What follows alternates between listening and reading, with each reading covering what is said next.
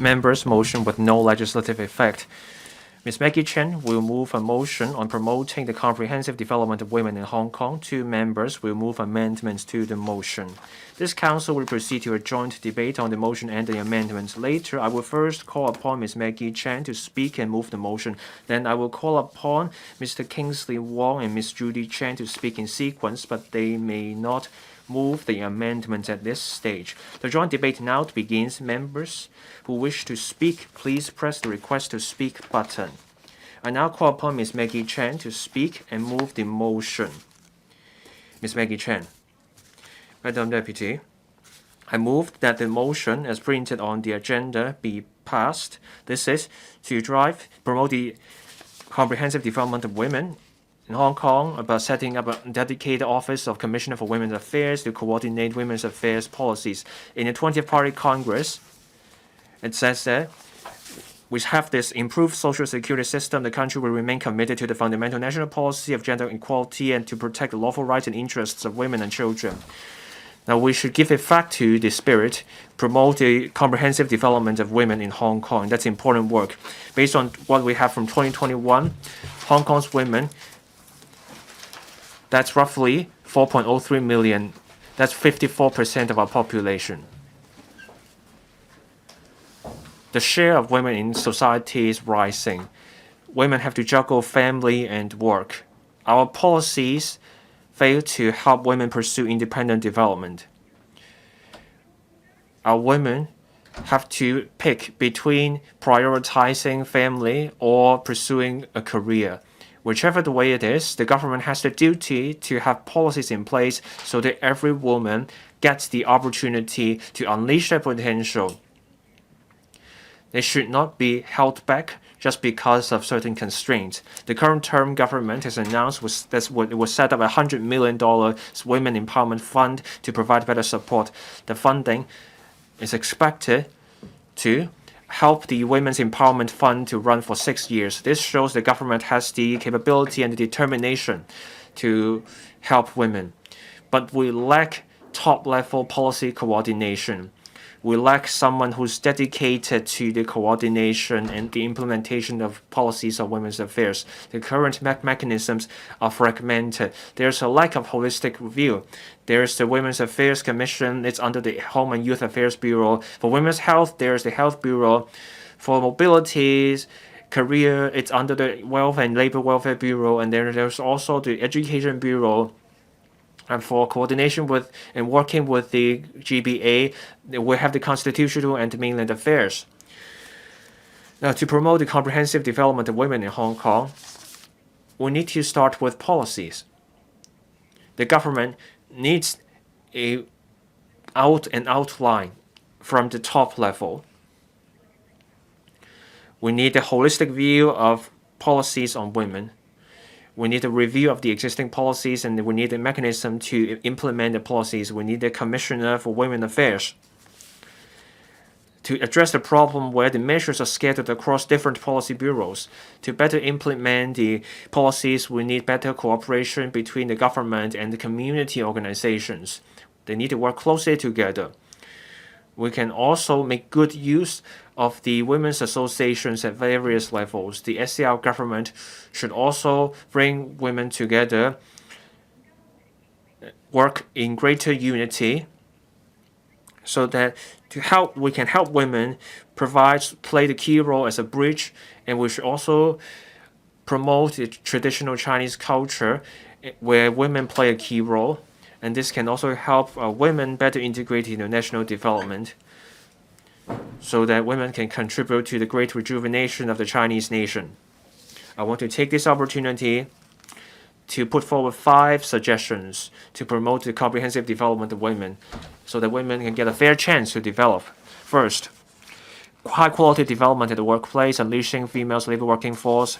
From the figures from 2021, for 25 to 54-year-olds, the labor force participation rate is 72.7%. In Australia, it's 80% or so. Singapore's 86.2%. So Hong Kong is lagging behind. The government should take measures as follows. First, more childcare resources more resources for schools, for after-school childcare. Don't be taking money away from Women's Empowerment Fund.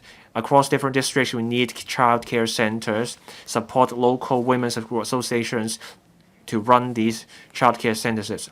And we should also have community-based nannies for childcare. We need more resources and manpower to support the Commission on Women, to better support the work of the Women's Empowerment Fund.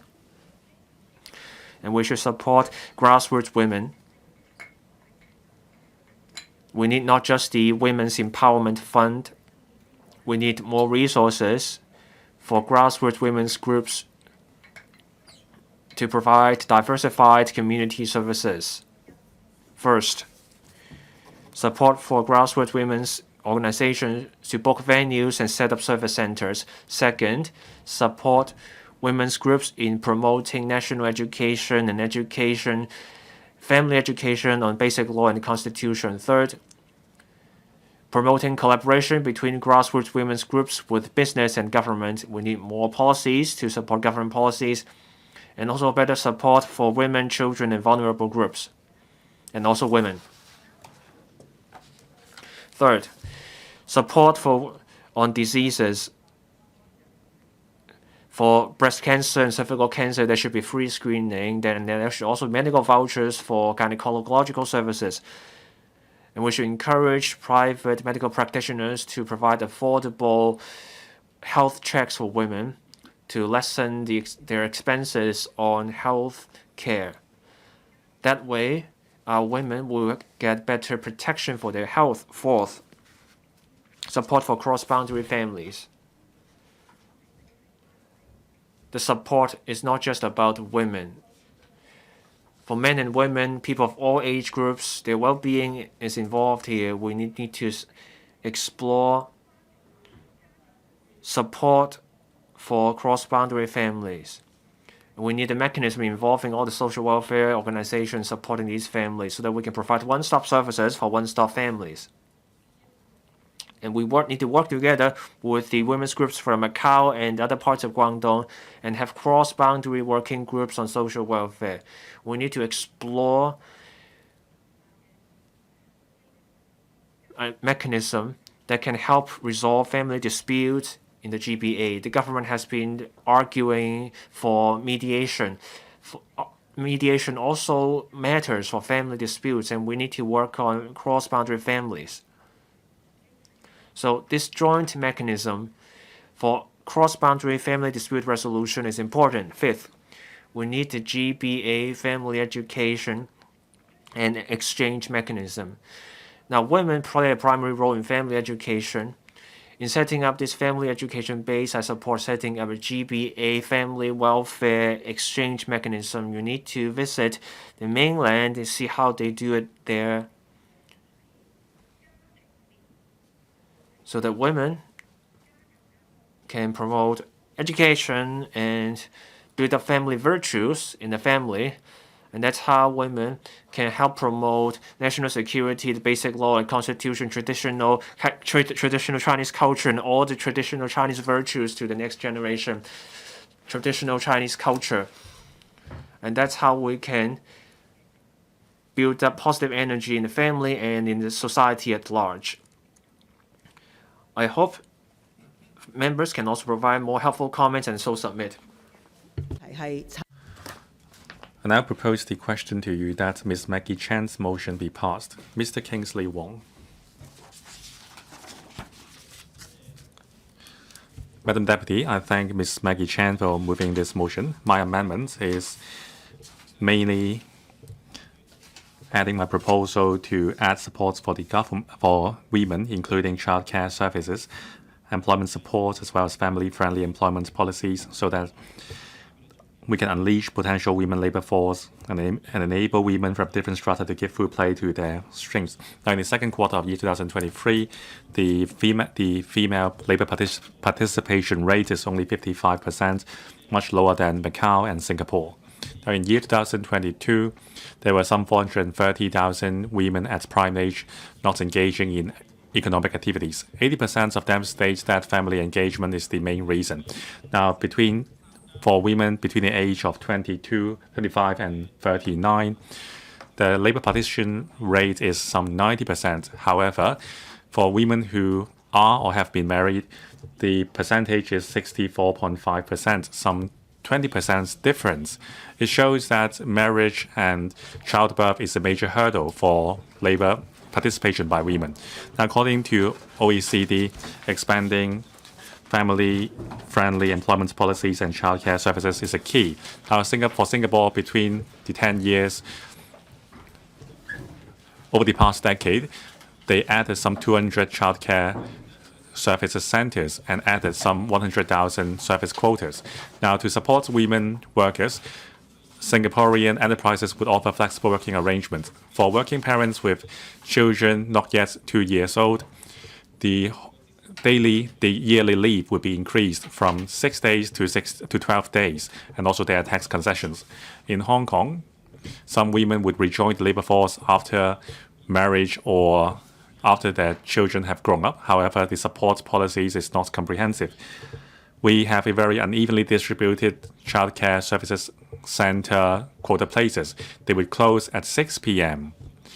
Most working parents would not have time to take back their children, and also we have a insufficiency in family-friendly employment policies. Most workers have to work overtime, and it affects their family life. Madam Deputy, my amendment mentions that, along with the changes of time, the traditional concept of male supremacy over female in the past has become obsolete. We should move away from the mindset that women should stay at home. Now, if our women labor participation rate can catch up with that of Singapore's, then we can add more than 100,000 people to our labor force, and hundreds of thousands of families will have their income improved, and we can give full play to the strengths of a lot of women. I hope the governments can enhance support. Now, along with the results-oriented policy goal, we have to set a KPI for enhancing female labor force participation rate, and also gauge our differences with other countries. Now, so we should offer more service quota places for after-school care and day child care services, and also promote care in schools. Now, we should also promote family-friendly employment policies. We should encourage enterprises to implement flexible working hours and also provide care services. Now, we should also enhance the subsidy level, as well as removing the expiry for the Women Empowerment Fund, and also enhance retraining for women. And also we should have lactating room and set up lactation sessions. Say, for example, for every 8 hours, there should be 2 sessions of 30-minute lactation sessions for working women, so that they will not quit a job because they can't lactate. And also we have to implement women healthcare vouchers so as to better prevent women's health. Thank you. Ms. Judy Chen. Thank you, President. Now, the coming Sunday will be Mother's Day. Taking this opportunity, I wish to give my respect to every mother and every woman who has been contributing to the society. You have my most sincere blessing. Now, every woman in society is an important contributor to society. However, because of some deeply entrenched preconception, there are lots of unfairness in society. President, the country has adopted a national policy of gender equality and also protects the rights and interests of women. These have been written into the 18th, 19th, and 20th National Congress reports. It shows how much importance the country attaches to development of women. That's why I thank Ms. Maggie Chan for moving this motion so that we can focus our discussion on this. Now, in this council, there are only 16 female council members, but I believe we will all work tirelessly to make suggestions on improving women's rights in Hong Kong, and also delegations will be sent to the meeting by the UN to eliminate discrimination for women in Geneva tomorrow. So I hope it will be a success. Now, all along, sectors in society have been working together to enhance protection of women's rights. Measures have been implemented so that women can participate in terms of politics, economy, culture, and family and economy. Much progress has been made. Women have much better opportunities to self-realize, and the results are admirable. Now, on the surface, it seems that the two genders are of equal standing. Well, if you look deeper, you can still find glass ceilings preventing women's development. According to the Equal Opportunities Commission's reports published last September, well, labor participation rates for women who have never been married was 70%. For married women, however, it was only 48%. For every 5 working mothers, 1 reported that they have felt discrimination against them during pregnancy, during maternity leave, and the 1 year after coming back to work.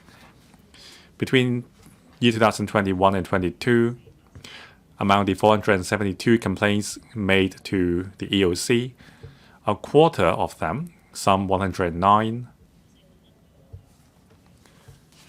were in relation to discrimination against pregnant women. Now it shows that because of the working environments or discrimination at the workplace would affect women's decision on marriage and childbirth. Now, we are having an ultra high aged population, and birth rate is declining. The burden on women in terms of care will be ever heavier. Now, the government is adopting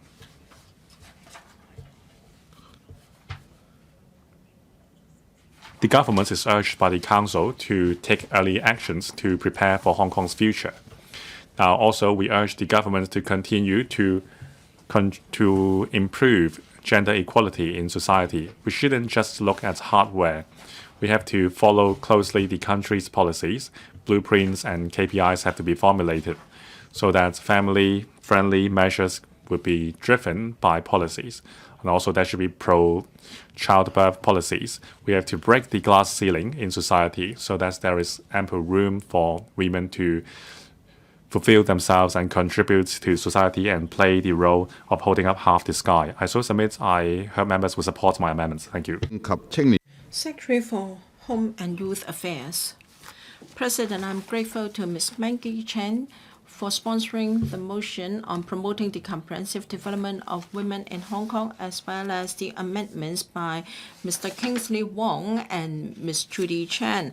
This is a timely motion because the Permanent Secretary for Home and Youth Affairs is going to lead the Hong Kong delegation as part of the Chinese delegation to attend a session by UN to be held in Geneva tomorrow to consider the implementation of the Convention on the Elimination of All Forms of Discrimination Against Women, CEDAW. When we briefed the panel on our plan, to the panel on constitutional affairs in April, quite a number of members pointed out that in recent sessions of UN conventions, there have been untrue bias and even politicized accusations against Hong Kong. Members urged the administration to tell good stories of Hong Kong when it comes to the state of development in Hong Kong and to show the world that the situation in Hong Kong so that we I hope that whether both the local and international community can continue to promote the development of women based on facts. Before I introduce the state of development of women in Hong Kong, I'd like to tell you some facts. In Hong Kong, women account for 54% of our total population. According to statistics in 2021, the average life expectancy of women stood at 88 years old and 83 for men, among the longest in the world. Now, before the reunification, that is in 1996, 16% of the women had attained higher education, and it rose to 33% in 2021. For the age group 15 to 24, 54% of our women had attained higher education, much higher than their male counterparts. And as for employment, in the fourth quarter of 2022, 1.9 women were in the labor force, accounting for 50.3% of our total labor force. During the same period, labor participation rate of women was 52.2%, 11% lower than their male counterparts. Women are in leading positions in different sectors. In the SL government, apart from myself, the Secretary for Civil Service, Secretary for Development, Secretary for Education, Secretary for Housing, and the Director of CE's office are women. Among the 26 principal officials in the SL government, 6 are women, accounting for 1/4 of the total team, the highest among the SL governments. Mrs. Regina Ip, the convener of Executive Council, is the first to take up this position since reunification. The 18 permanent secretaries, which are the most senior position in the civil service, have got 12 ladies, accounting for 60% of the total team. And the private sector in 2021, close to 1/2 of the accountants were ladies, and over half of the lawyers with practicing certificate were women.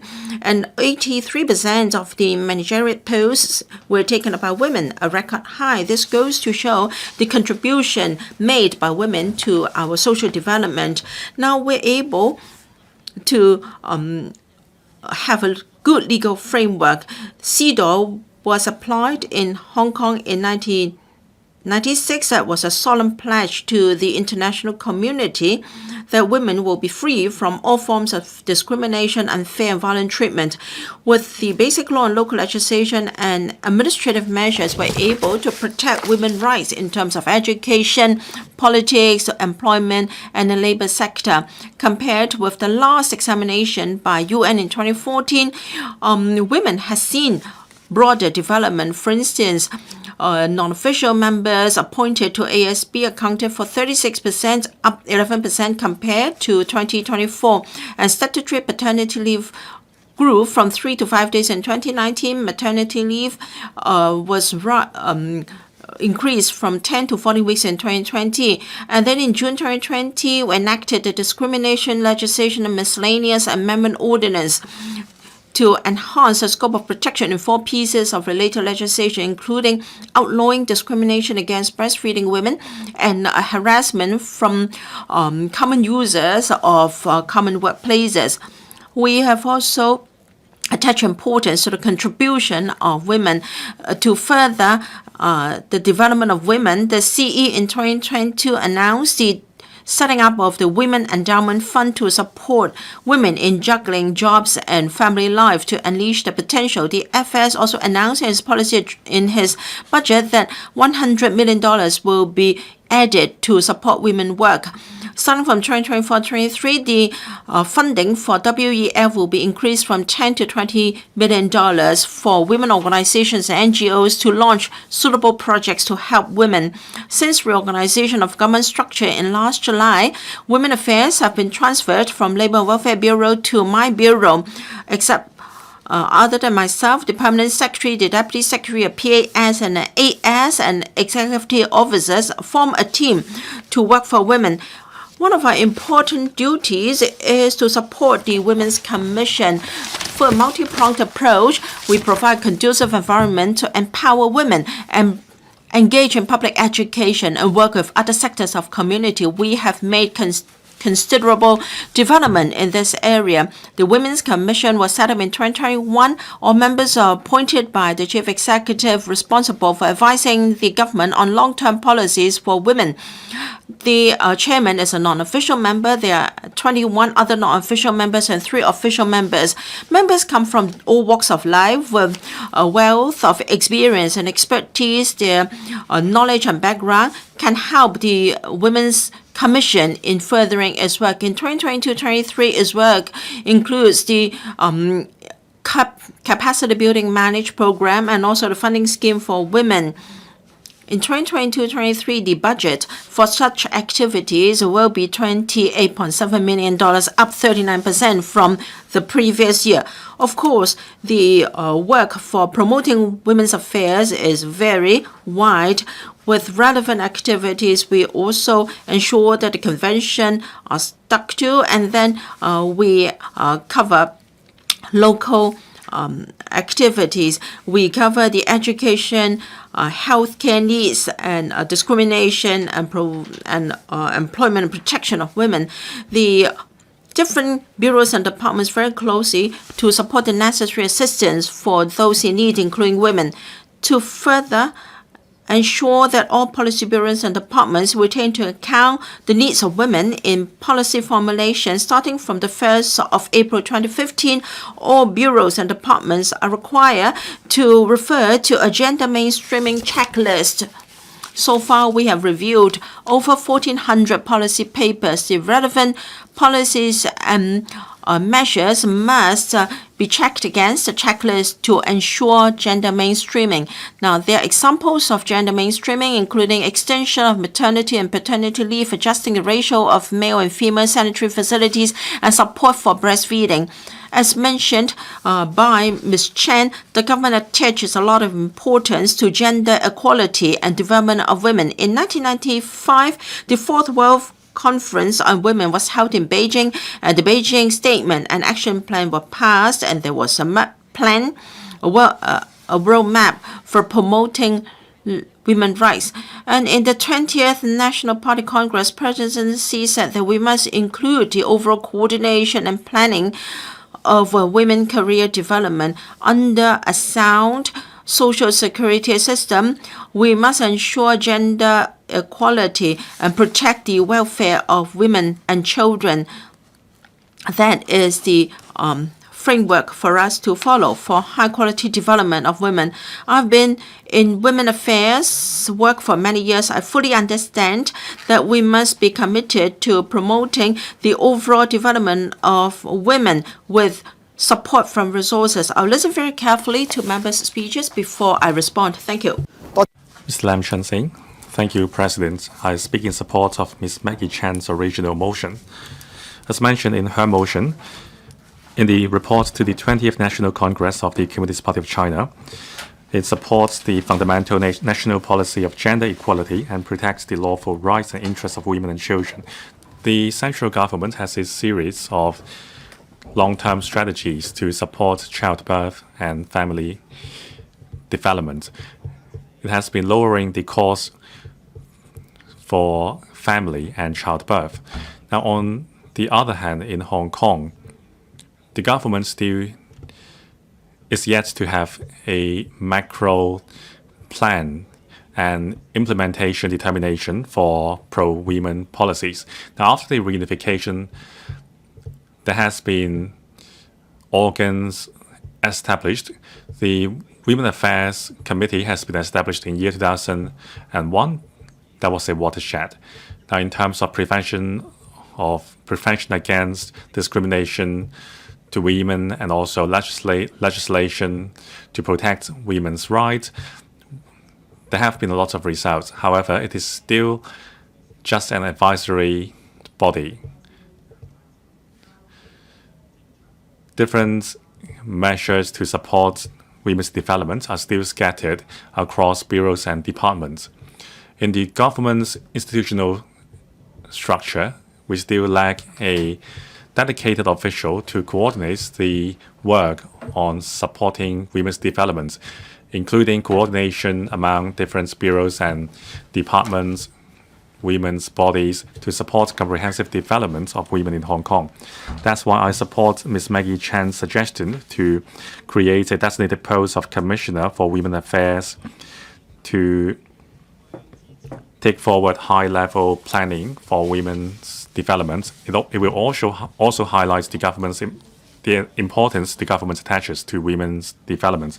Now, in terms of achieving a balance between work, family life, and personal life, there is a lot of demand for after-school care services.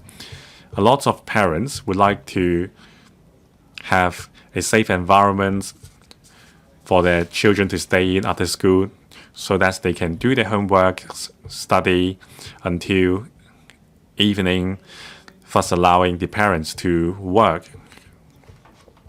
That's why we have been urging the government to allocate more resources to increase the number of service places under the after-school care program. Now, the Secretary for Labour and Welfare mentioned earlier on that there would be a pilot scheme on after-school care for children. Now, this is a portfolio under the LWB. At the same time as it involves schools management, the EDB is also involved. Now, this is a rather simple task, but it still requires cross-bureaus negotiation. So what about other more complicated measures, including pro-birth policies? Well, at least several bureaus and departments will be involved, and it is not easy to coordinate the work of these bureaus and departments. Now, I support helping women to be retrained, and also with the support of childcare, they can rejoin the labor market. And also, many new immigrants, women, because of different cultural background and educational background, and because of different languages, they have a hard time rejoining the labor market. So I hope the government can focus support for these women so that we can unleash their development potential. Thank you. 多謝主席。 Ms. Connie Lam. Thank you, President. I thank Ms. Maggie Chan for her motion and the amendments from the two other members. We just had the budget. The government pledged $100 million to better support women's development. This shows the government attaches importance to the work. Look at our labor force. Women make up half of them.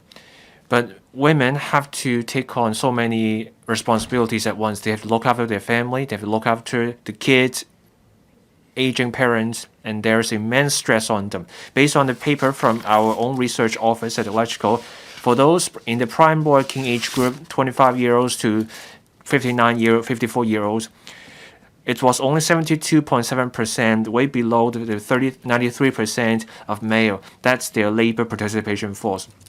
Our labor force shrank by more than 140,000 people. Many sectors are seeing a worker shortage. We need not just talent, we should also be looking to unleash the female labor force. To promote women's comprehensive development, the government needs to focus on two things. First, look at life for a woman. Look at family. They need work-life balance too. Firms should offer women-friendly posts and also a career ladder, flexible work hours, job sharing, and also parental leave. That way, women can juggle family and work. I looked at the Electrical's paper. In Singapore, they have flexible work hours, childcare, and other measures. The employee can request flexi hours. In 2013, there was a work-life balance grant. Simply put, the Singaporean government would offer firms offering flexi hours subsidy. That's equivalent to roughly 11,000 Hong Kong dollars. For each firm, the 2-yearly cap is 70,000 Singaporean dollars. That's roughly somewhere above 400,000 Hong Kong dollars. We can learn from Singapore's practice. We can encourage flexi hours for women. That gives women flexibility. That way, women will develop a stronger sense of belonging to their work. Flexi hours and also encourage a more active work attitude that will enhance women's performance at work. This can also boost the productivity of firms. Second, the government should explore and review its measures on the facilities for childcare. Do we have enough childcare places? Now, the biggest hurdle for women entering work is there's no one to look after their kids. There's a lack of places for childcare services and they're unaffordable. In 2021 to 2022, Hong Kong sourced 37,100 childcare places for those younger than the age of 3, but government-funded places are fewer than a quarter. So there's a money issue here. The fee at the median level is $5,530. That's 20% of the monthly median income of Hong Kong, and that's unaffordable for low-income families. There's a neighborhood childcare scheme. There are community nannies, but those are voluntary posts. Many grassroots women say they need childcare, they want to work, but they're not comfortable with community nannies who have received just a few hours of training. They're not comfortable enough to get working again. So the government should provide more childcare places in the community. There should be professional nannies. Community nannies need to undergo formal training. We need a register of nannies. We need recognition for their qualifications so that carers, so the family women can get professional care, and these carers should get minimum wage at least. That way women can work again. This will mean jobs for women, and we can have a formal profession of nannies. And that way women can juggle family and work. I hope the government can also learn from Australia. Apart from tax rebates for child rearing, there should be tax breaks for working mothers. President also submit I support the motion and the amendments. Dr. Priscilla Leung. President, I speak in support of the motion and the amendment. I want to point out one thing. In Hong Kong, women are not doing too poorly. In Hong Kong, some years ago, Mr. Wong Kwok Hing proposed a motion on men's rights. Years back, take the City U as an example. In the accounting department, all of them except 4 were women. For lawyers and doctors, 70% of the students admitted are female. We thought men were doing better at science, but now women are doing very well in the science disciplines. For those with outstanding achievements, it's rare to see a female scientist as the vice chancellor of a university. That's the current vice chancellor at the Hong Kong UST. Women have been working hard. We're now seeing results.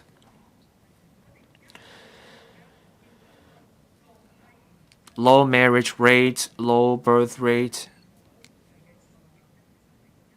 We have to look at the problems confronting both women and men. In 1991, for those 25 to 54-year-old, 56% marriage rate. In 2021, only 19% marriage rate. Many women are not married. Back in 1991, for the never married, it's from 41 to 44 years old, it's 46%. In 2021, it's 20%. It's a sharp rise in the figure. A low marriage rate, of course you get a lower birth rate. Women have to choose between career and family, and that has implications for society. So women's problem becomes a society's problem. Now let's look at mindset. The Mother's Day is coming up. We have seen great mothers There are outstanding women at senior levels of their career due to their desire to start a family and have kids. They quit their jobs. That shows motherly love. But how do we help these women? Women move up to senior positions and they cannot find a partner to start a family. In China, we have the traditional view where the man is expected to be in a more senior position, more knowledgeable, and have higher income. So for women who are in a senior position, they have a hard time finding a partner. We need to change this mindset. So to improve women's position, we need to promote this idea. We need parity, equality. As women have more financial means, the husband can also spend more time on the family. For society as a whole, we don't want to see people sacrificing everything and their family. So we need support from society. Back in the 1990s, I was pursuing studies in Beijing. There was a Japanese diplomat, a woman. She said after marriage, she could keep her job and pay for 5 years, and the government would offer a job to her even afterwards. But of course, she kept her job, but the pay was suspended. Someone from her own batch may have moved on. Some women choose not to take to the job. Now we have the internet, and then after years of COVID, people are used to working at home. So let's drop this whole no pay leave arrangement. This option should be open to women, and it's important. For grassroots women, they're in a tough position. After they have kids, they have to spend $30,000 for someone to look after the baby, and that's the mainland price. In Hong Kong, it's $50,000. So for the Hong Kong government, can we provide subsidy? Can we train up people to support families where the women don't have an aid and their parents to help care for the baby? Tax breaks for more kids, etc. You see that happening across the globe. The government's plan for women needs to look at the long term and plan and treat this as a long-term investment that will pay off. Next, Ms. Starry Lee. President, I thank Ms. Maggie Chen for moving this meaningful motion. Ms. Elizabeth Quat, who speaks on women's affairs from a DAB, will make the DAB's position. Now, I want to share my thoughts on this issue. A woman myself, I see Mother's Day and reporters come to me asking me about how do we get more women into the workplace. Like Ms. Alice Mack and Mr. Ho Kai Ming, I have been involved in community work over the years. I have seen community organizations changing the lives of grassroots women for the better and giving them room for development. We approach this motion not just as a policy matter.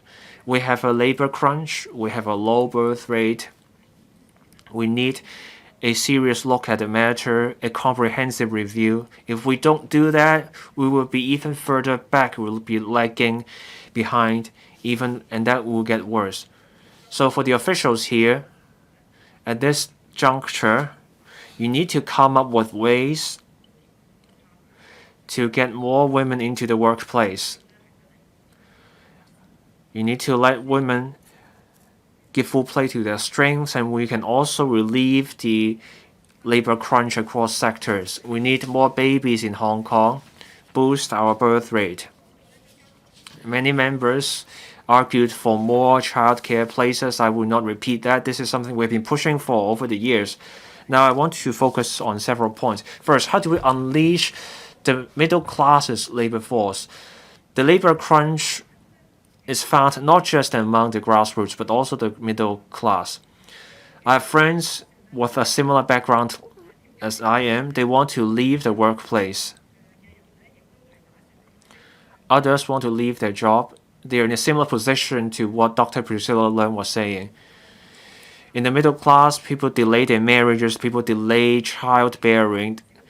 A married couple wants the best care for their children. We are a Chinese society.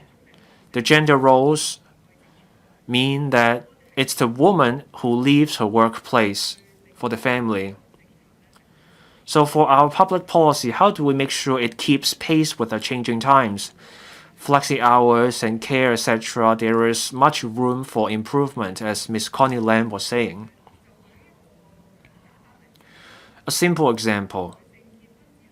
After a woman gets married and has the baby, the woman leaves her job to care for her kid. In Singapore, in Europe, look at their public policies. For a long time, they have had not just maternity leave, but also an extending no-pay leave for the woman to care for her family. The government doesn't have to pick up the bill, but they have their culture. And that culture is not common here in Hong Kong. After a woman gives birth, the woman wants to care for the baby. To do that, she has to leave her job in Hong Kong. But this is not necessarily the case elsewhere.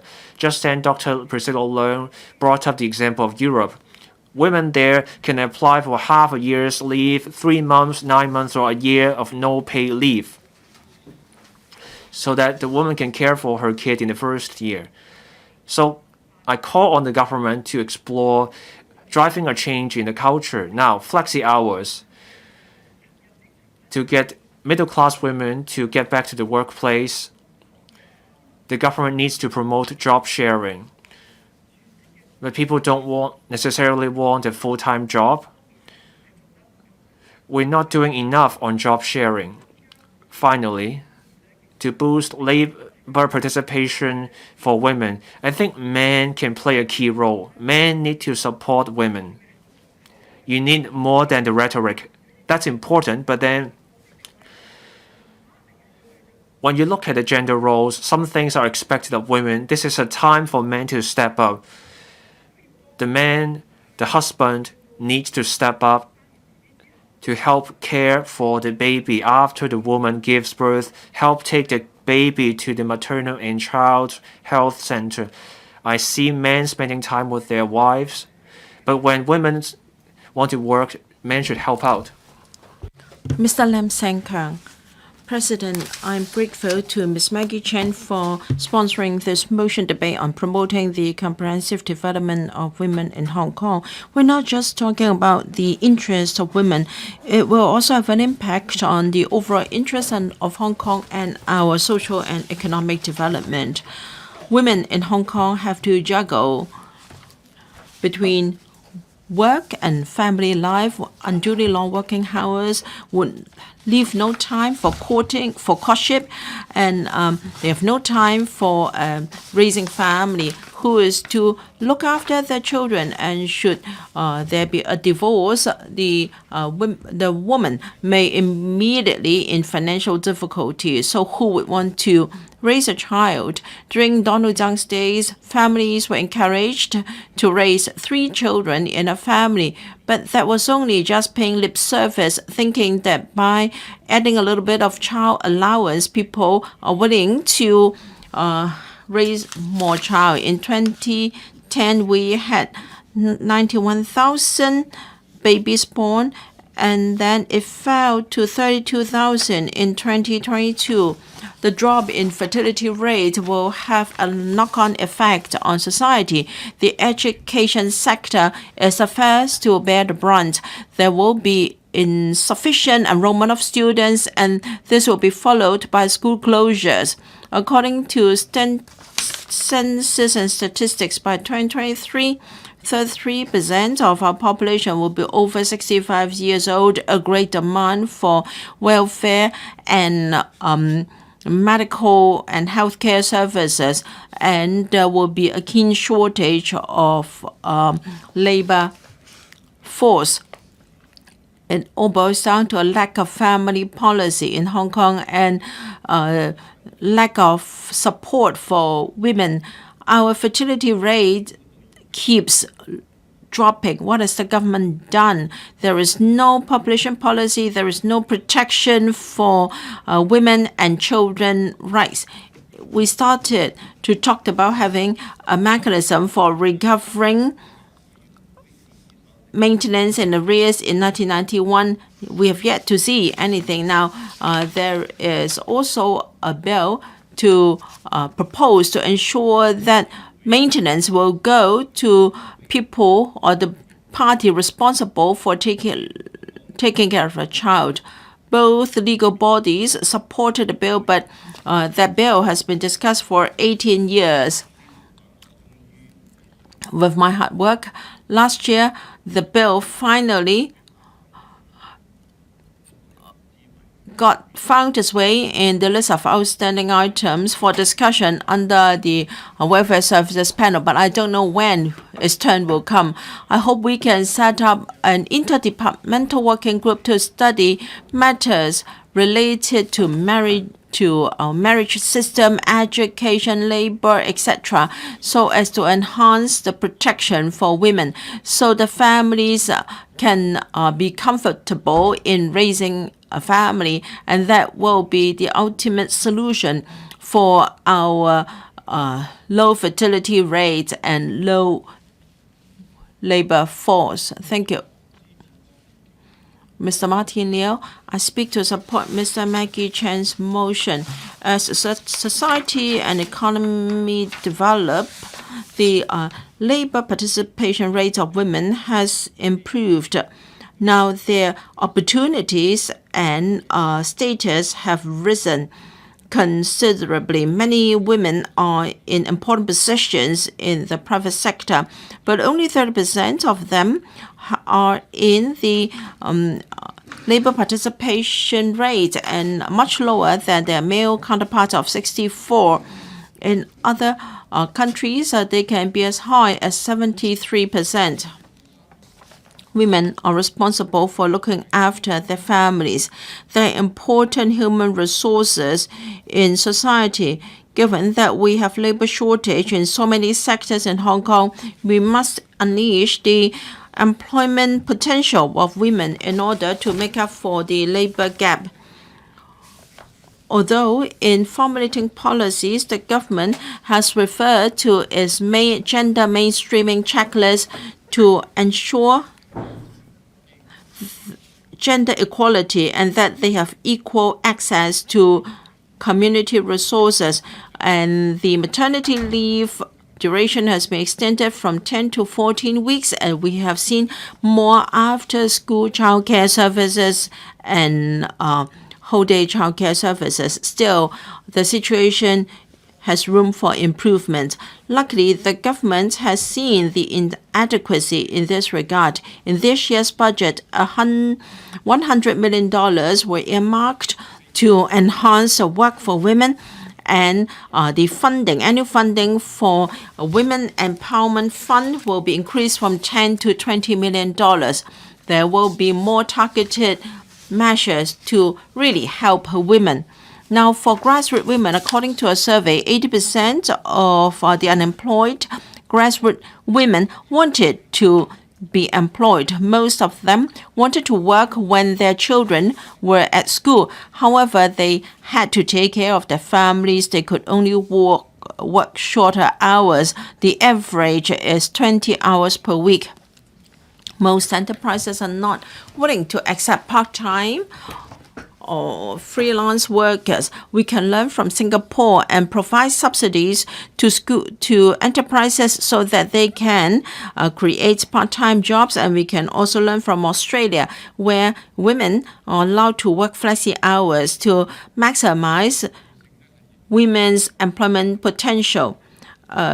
Besides, we don't have enough childcare service places, and the fees are on the high side. According to overseas experience, if we boost childcare services, that will be the most effective way to boost women labor participation rates. I suggest that in the government's review of childcare services, it can give full consideration to resource allocation, including the distribution of childcare service places in different districts. And then there should be such services at weekends as well, so that women will not be deterred from working at weekends for fear of lack of childcare services.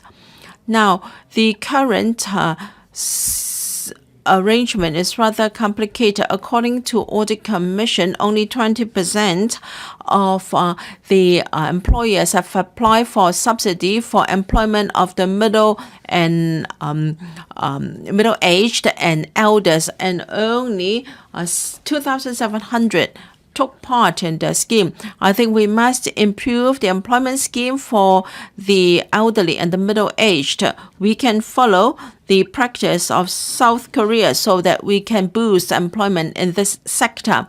Now, there should be equal pay for equal work, and we should promote gender equality in the workplace. While we support women employment, we should also help women so that they can rejoin the workforce after childbirth. Thank you. Mr. Kenneth Leung, I speak to support Ms. Maggie Chan's motion.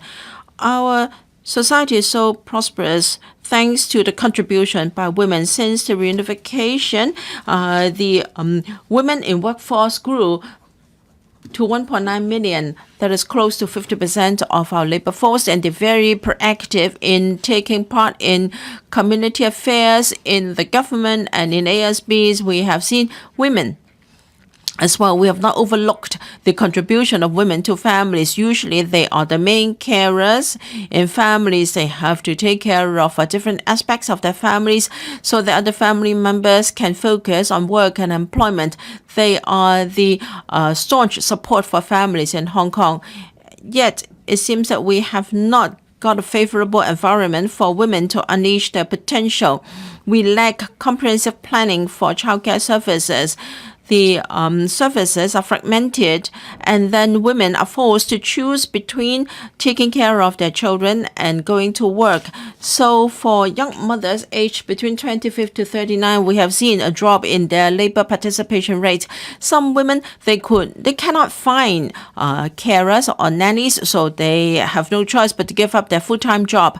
And therefore, the government must have a comprehensive planning of childcare services. Places should be increased, and there should be better supporting measures. We should review the neighborhood childcare service scheme and also the after-school childcare program. We should extend the care hours, and ladies can be trained to look after these children, and we can then unleash the potential of women. We must equip our women to rejoin the workforce. I support the establishment of the Women Empowerment Fund, and for community organizations to take part in the fund, there should be better cooperation with women's group. There should be skills training in the community to help our women to transform in the employment sector. Women are under tremendous psychological stress. We should have more psychological assessment and counseling services. There should be more cultural, arts, and sports activities to help our women to cope with stress. And the government should do away with all forms of restrictions or constraints on women in the workplace. For STEM professions all over the world, there is a gender imbalance, and the same is true in Hong Kong. In 2022, the ratio of men and female in ICT jobs was 2.2 to 1. Now, for female students who engage in STEM studies, they started to diminish in senior secondary, and the gap is even wider in universities. People are saying that the lack of women participation in STEM sectors would stifle the development of this area. With the addition of arts to STEM to make STEAM, this may improve the situation. The government should deploy more resources to encourage women to take part in STEAM activities. There should be workshops and scholarships mainly for women, and we should set up role models for women in society so as to do away with the discrimination or prejudices against STEAM. Women have contributed tremendously to our society. We must give them sufficient support and unleash and do away with shackles on them and leave them with choices to ensure that every woman can live the life she desires. This will also relieve the manpower shortage, and then we can promote social mobility as well. Thank you. Mr. Perry Yu, President. First of all, I thank Ms. Maggie Chan for moving this motion on promoting the comprehensive development of women in Hong Kong, in family, in industries, and also in social welfare services. The women in Hong Kong have held half the sky. Now, the labor participation rate is 50%. They account for some 1.9 million labor force. Now, among the high officials, 2/3 of them are women. And also in Advisory Council, the participation rate has been increased to 35% compared with last year. In families, women have to play the role as wife and mother.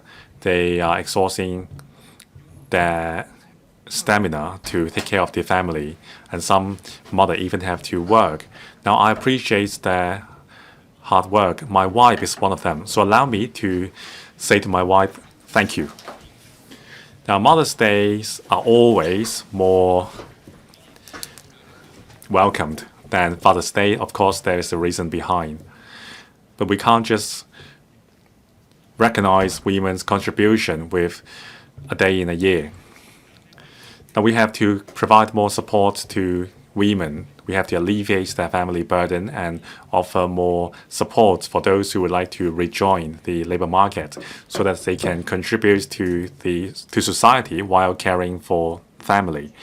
Now, the main suggestion in the motion of Ms. Maggie Chan is to create a new post of Commissioner for Women Affairs to coordinate the policy works on women affairs and development of women in family. I support this. And also the amendments moved by Mr. Kingsley WONG suggest strengthening employment support for women, including childcare services, promoting family-friendly employment policies to unleash the potential of women labor force. I support that. Earlier on, the Council passed Mr. Peter Shields' motion on introducing or importing labor to alleviate the manpower issue in Hong Kong.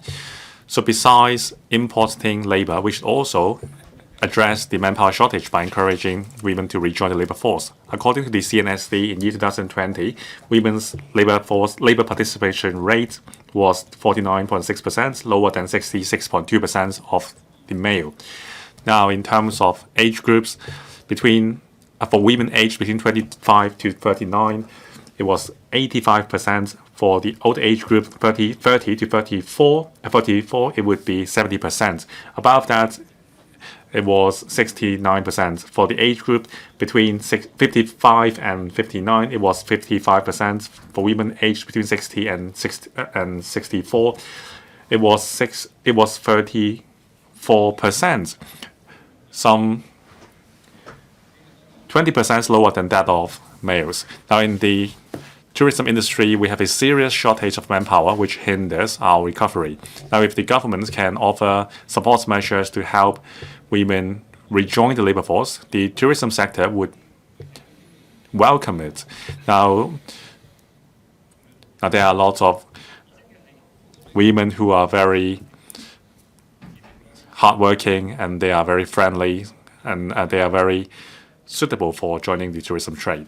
Now, I've seen a lot of women leaving the job because of family care. I have witnessed many such cases. They had to give up their career because of family reasons.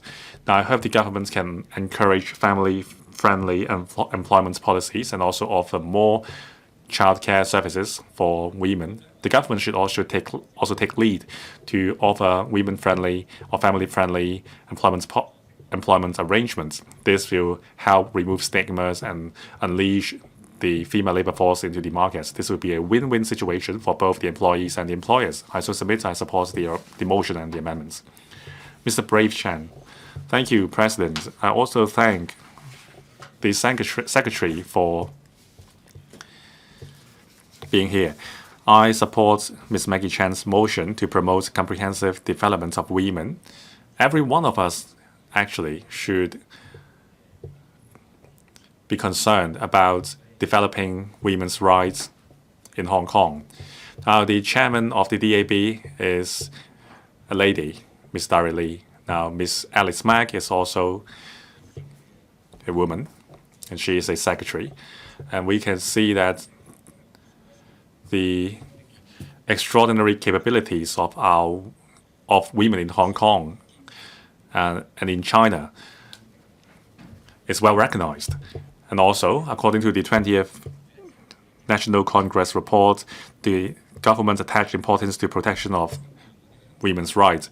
Now, at every level of governments in the mainland, there are women. And also in Hong Kong, we have a lot of extraordinary, capable female officials. Even in schools, female students perform better than male. However, also in the job market and in workplace, women are more hardworking and they have more endurance. And also at home, women are caring for family members around the clock. There is not much benefits for them from care. However, they still do the job willingly. Now, in terms of career choices, because of family reasons and also childcare, some women have to take a hiatus in their job and also take part-time job. Now, I hope with better supporting measures for women, we can unleash the female talent pool and help our economy to scale new heights. Now, in my union or my federation, more than half of the members are women. Now, every day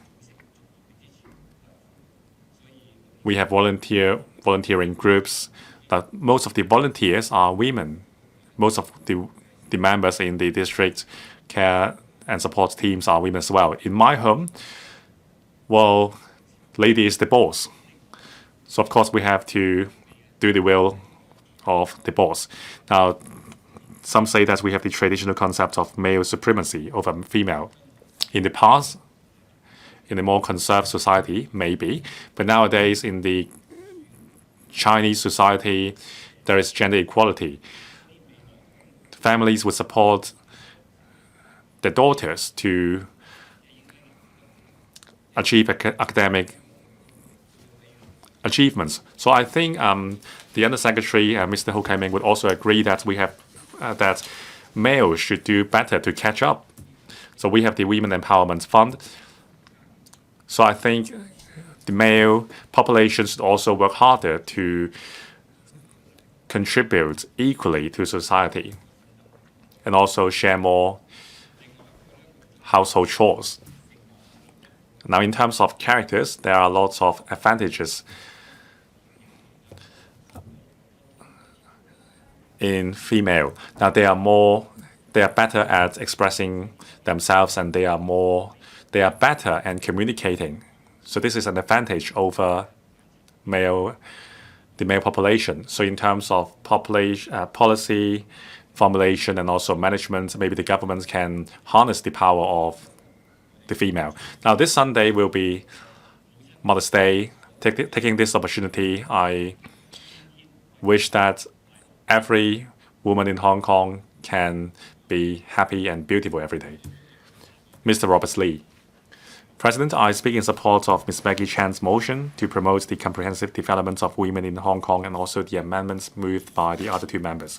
Now, in year 2020, the Human Development Report published by the UN says that Hong Kong's gender equal development index for gender ranked 4th in the world. However, there are still a lot of traditional thinking at play, and it hinders the development of women. I think the government should support women to elevate their status. Now, in my industry, the financial services industry has been working hard to elevate women's status in corporations so as to meet ESG requirements. Now, after the amendments to the listing rules, listed companies are required to diversify the gender makeup of their board before 2024. Each board must have at least one female board member. Now, according to the HKEX, there are more women in board meetings. They account for 16.7% in board membership, a rise of some 2% compared to 2020. Now, the number of board without any women in listed companies has dropped from 31.5% in year 2020 to this year's 24%. Now, it shows that women are being accorded more importance. Now, the diversification of board membership in terms of gender can enhance its risk management and self-management capacity. It will offer more insight to board meetings. Now, on the unique roles played by female in families, in every family, grandmother, mothers, daughter, and so on are playing important roles. And also,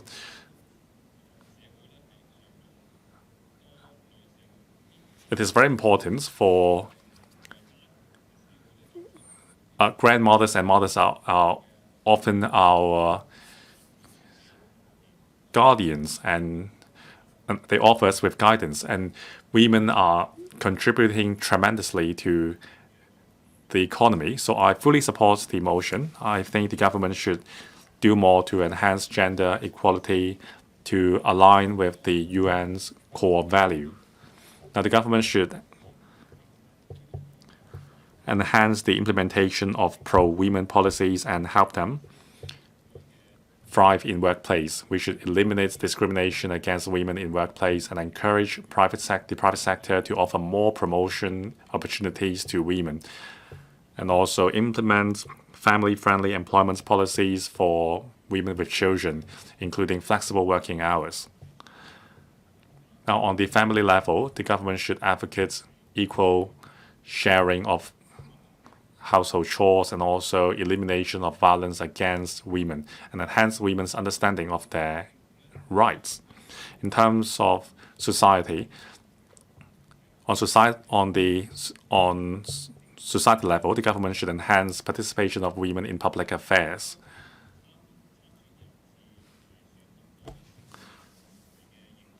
Candidates and the public as a whole should be given more education on women's development so that there will be more protection for women. Now, the Mother's Day is around the corner. I hope the government would attach importance to this motion. We are an international metropolis. We have to continuously promote gender equality and women's rights so that women can be unshackled from traditional values and fully realize the potential in society and family. Thank you. I so submit I support the motion. Mr. Chao Siu-chung, President. Promoting the comprehensive development of women comes with many dimensions. We can approach this matter from a variety of perspectives. I want to focus on support for women's employment and support for the development of the workplace. President, women hold up half the sky is by no means an exaggeration. Leaving out the foreign domestic helpers. We have 1.58 million women working. That's 45.8% of our workers. This shows the significant role played by women. Women make up a large part of our labor force, but their labor participation rate has been on the low side, 48.6%. That's the latest figure, way below the male figure of 64.5%. Look at the stats from the International Labor Organization. Japan, South Korea, for the women over the age of 15, participation rate 51.4% and 55.2%. Singapore, 63.9%. Way higher than what we have. President, as society moves on, there's greater attention to gender equality. For women, they have opportunities in their studies and career. Look at our permanent secretaries. More than 60% of them are women. With equal opportunities, but hurdles remain for women. The largest hurdle is juggling family and work. We don't have a comprehensive policy to support working women. Serious dearth of childcare places. Many women have to reluctantly give up their career just to care for their family. Based on the stats from the Census and Statistics Department, we have more than 500,000 women who left their job because they wanted to care for their family. Our organization conducted a survey which shows that for most housewives surveyed, they said, had there been enough childcare places and after-school childcare, they want to rejoin the labor force, but they can do nothing given the constraint. If they could rejoin the workplace, they want a part-time job with flexi hours. That's how they can look after their family. That way, they can wait till their children grow up a bit and then they rejoin full-time work. But even this first hurdle of child care is insurmountable despite the women's career plans. The government needs to make up its mind to resolve the issue. We have seen labor crunch in Hong Kong now. Unleash the labor force among women. We can supplement our labor force. If we can bring women back to the workplace, then we can have more than 100,000 workers. I support the motion and I support the idea of setting up this dedicated post of Commissioner for Women Affairs. And we need to get more women to work. This should be a work goal for the Commissioner. We need comprehensive coordination for child care services, step up employment support for women, eliminate the barriers for women to get back to work so that women can be comfortable rejoining the labor force. And we need a women's service division at the Labor Department. There should be short-term incentive schemes for employers to hire women on a variety of modes, offer flexi hours, implement family-friendly measures. The government can also look at the experience of the employment scheme for middle-aged and sick and elderly people. For women workers, more subsidies can be provided by the government as a way to encourage women to get back to work. President, unleashing the female labor force, promoting women's development is a pressing matter. We must go beyond rhetoric. The government should show us the determination in its campaigns to attract talent to promote the work, so that women willing to work don't have to choose either work or family. That way, women from all walks of life can live out their dream. President, I so submit. Mr. Tang Fei. I speak in support of Ms. Maggie Chan's motion and also the amendments from Mr. Kingsley Wong and Ms. Judy Chen. We need to show women respect, eliminate respect. This is a consensus in our community. Respect for women means respect for women's will. That's what we mean by respect. Women can choose to be housewives to care for their family, or they can choose to pursue a career in the workplace. They can choose to get married or choose to stay single. What matters is that it has to be the woman's choice, and we should respect their choice. We should eliminate all kinds of discrimination and shackles. We should not just label women and stereotype them. For example, we want women to care for their families. That we say men focus on work and women care for the family. That way we restrict their choices. And when we are short of workers, now we talk about whether women are joining the workplace and turn that into an indicator.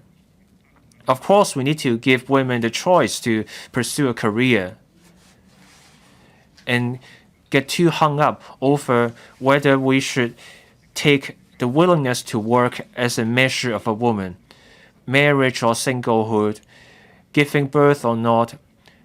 These are all forms of shackles on women. And these actually become labels, and we resort to name calling for women. So no matter what a woman does, we mock them under a variety of labels. We should respect women. We respect their autonomy. That's how we can showing them respect. That's how we can get rid of the elimination.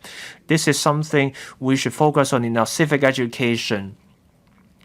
Low birth rate, aging population, these are the issues. Fixing them will require women's input, more children, more women working.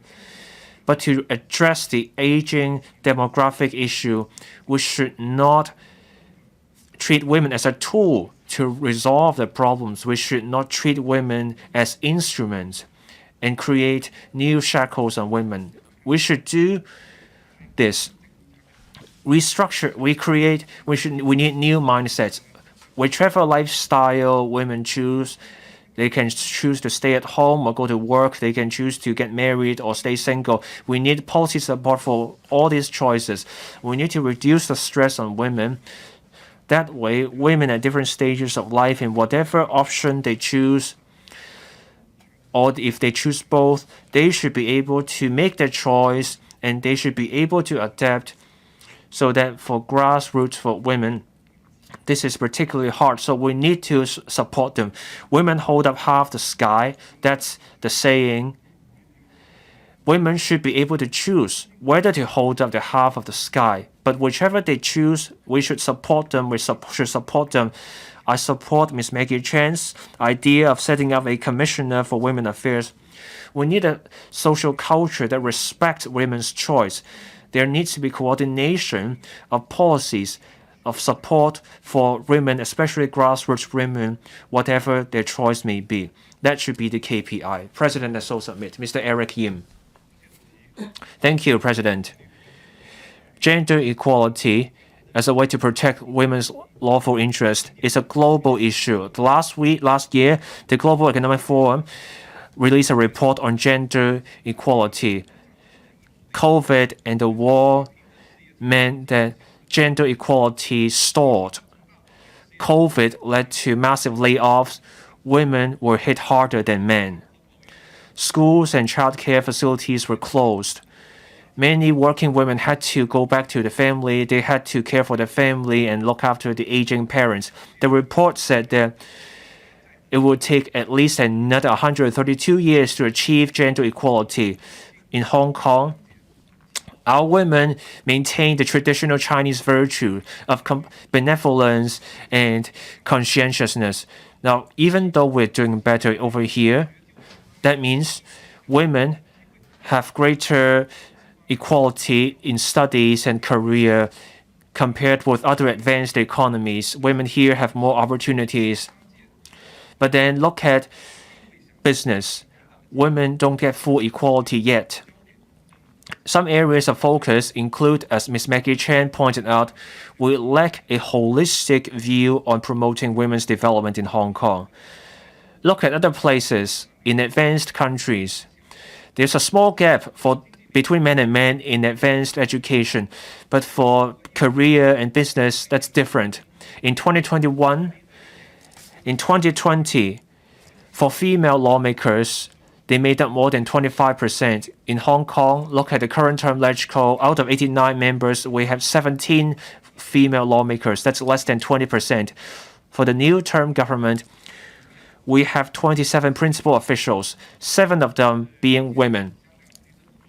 This is the highest of all the terms of government, but that's less than 26%. All in all, in Hong Kong, gender equality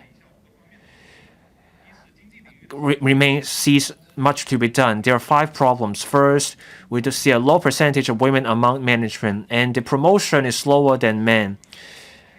Women are still shackled by traditional values. That leads to lower labor participation rate.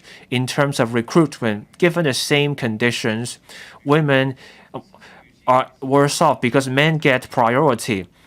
And look at healthcare. Women don't get the priority they need. Hong Kong is a developed place. On gender equality, there's room for improvement. Take the maternity leave as an example. After many years of work, in 2020, that year in December, maternity leave was extended from 10 weeks to 14 weeks. And the maternity pay is 80% of the daily pay. The extra 4 weeks of maternity pay would be shouldered by the government.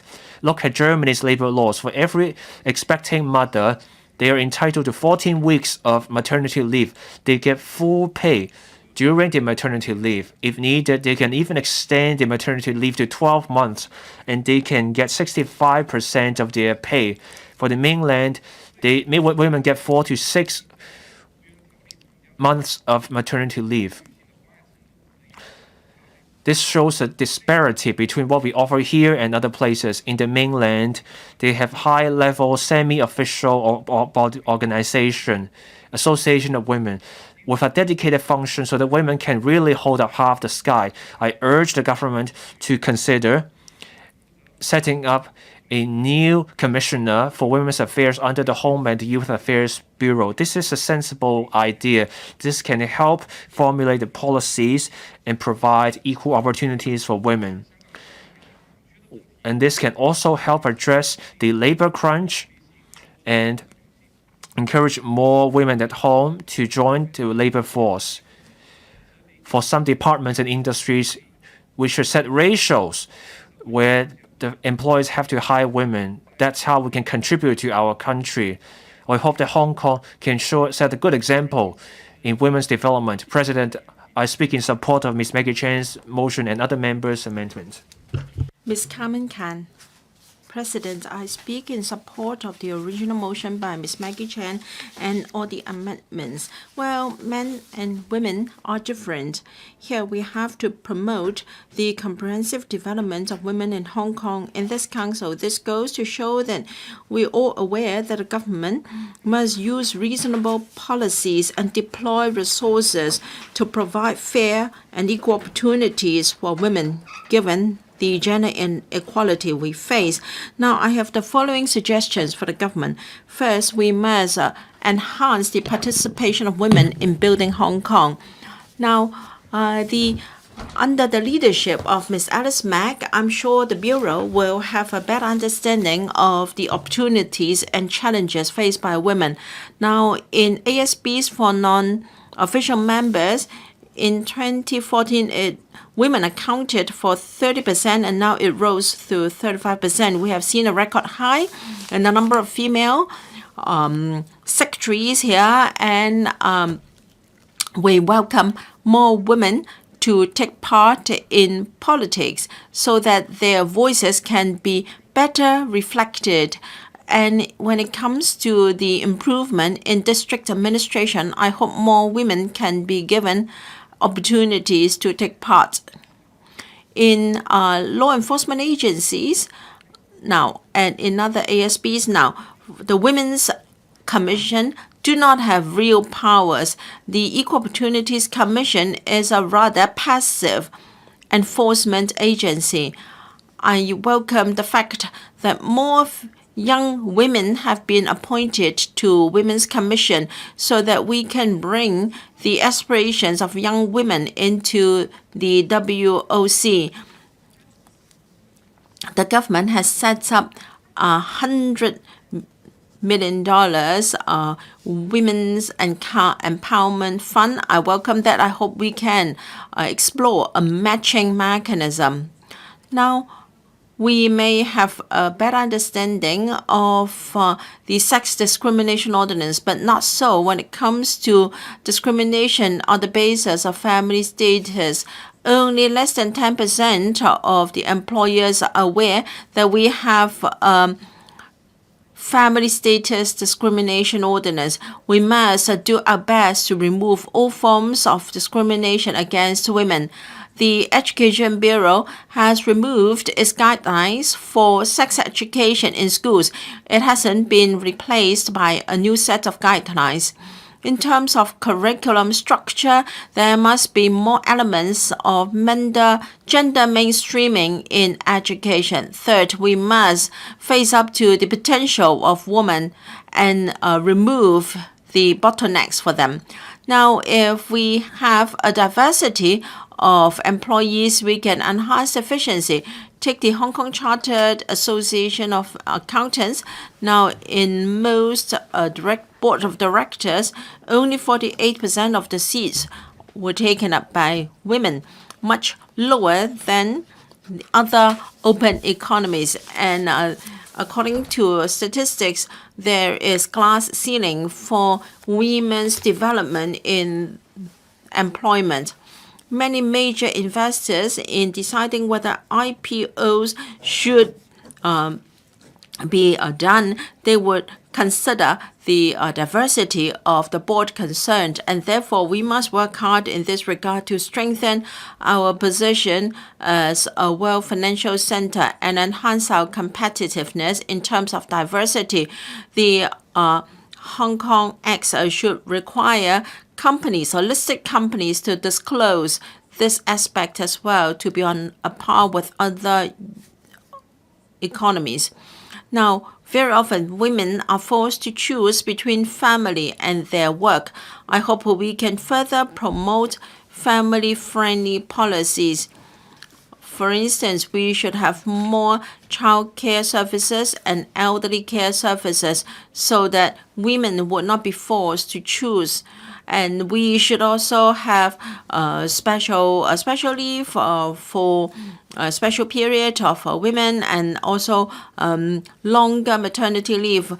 Hopefully, we can have longer maternity leave, and there can be more policies to promote fertility rate. Now, from the starting from the 1st of June, we have got new legislation to support women. Thank you, Ms. Elizabeth Quat. We'll see the Mother's Day this Sunday. I'd like to take this opportunity to wish every mother a happy Mother's Day. I speak to support and thank Ms. Maggie Chen for moving this motion to promote the comprehensive development of women in Hong Kong, and also amendments by Mr. Kingsley Wong and Ms. Judy Chen.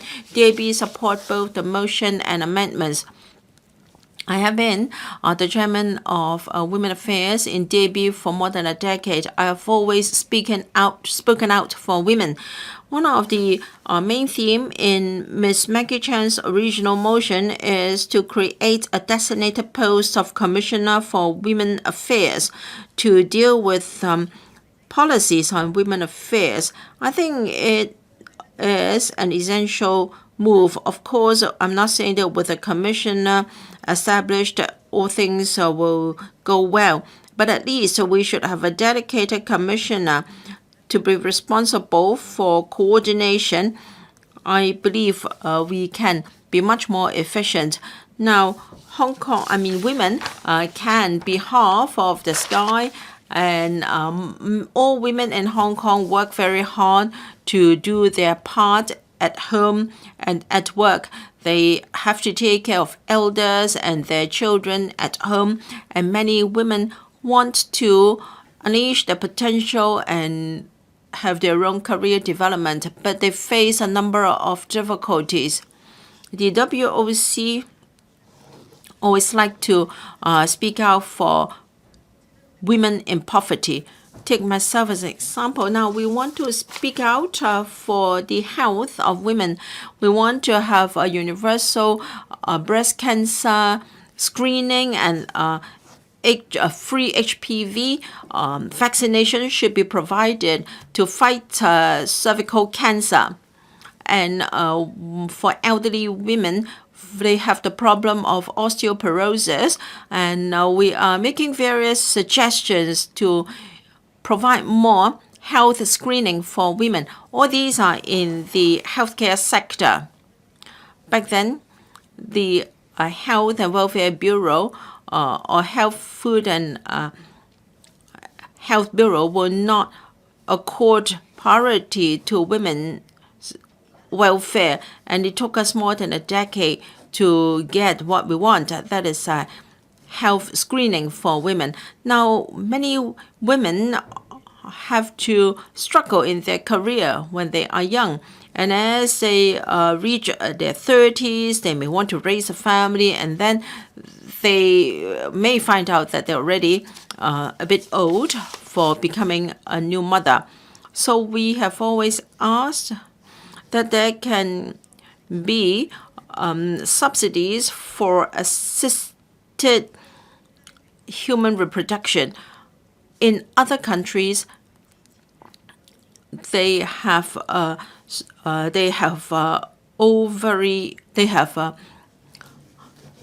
ovule sperms for women so that they can freeze their eggs when young, and when they want to raise a family, finally, then they can have this backup. And if you queue up at a public hospital, you have to wait at least 18 months. And if you patronize a private hospital, it may cost you anything over $200,000 for assisted reproduction services. It is important that women can raise a family when they want to, but we haven't provided any service of this kind. I hope we can have this service so that people or women who want to develop their career can do so while at the same time raise a family. We are also concerned about domestic violence.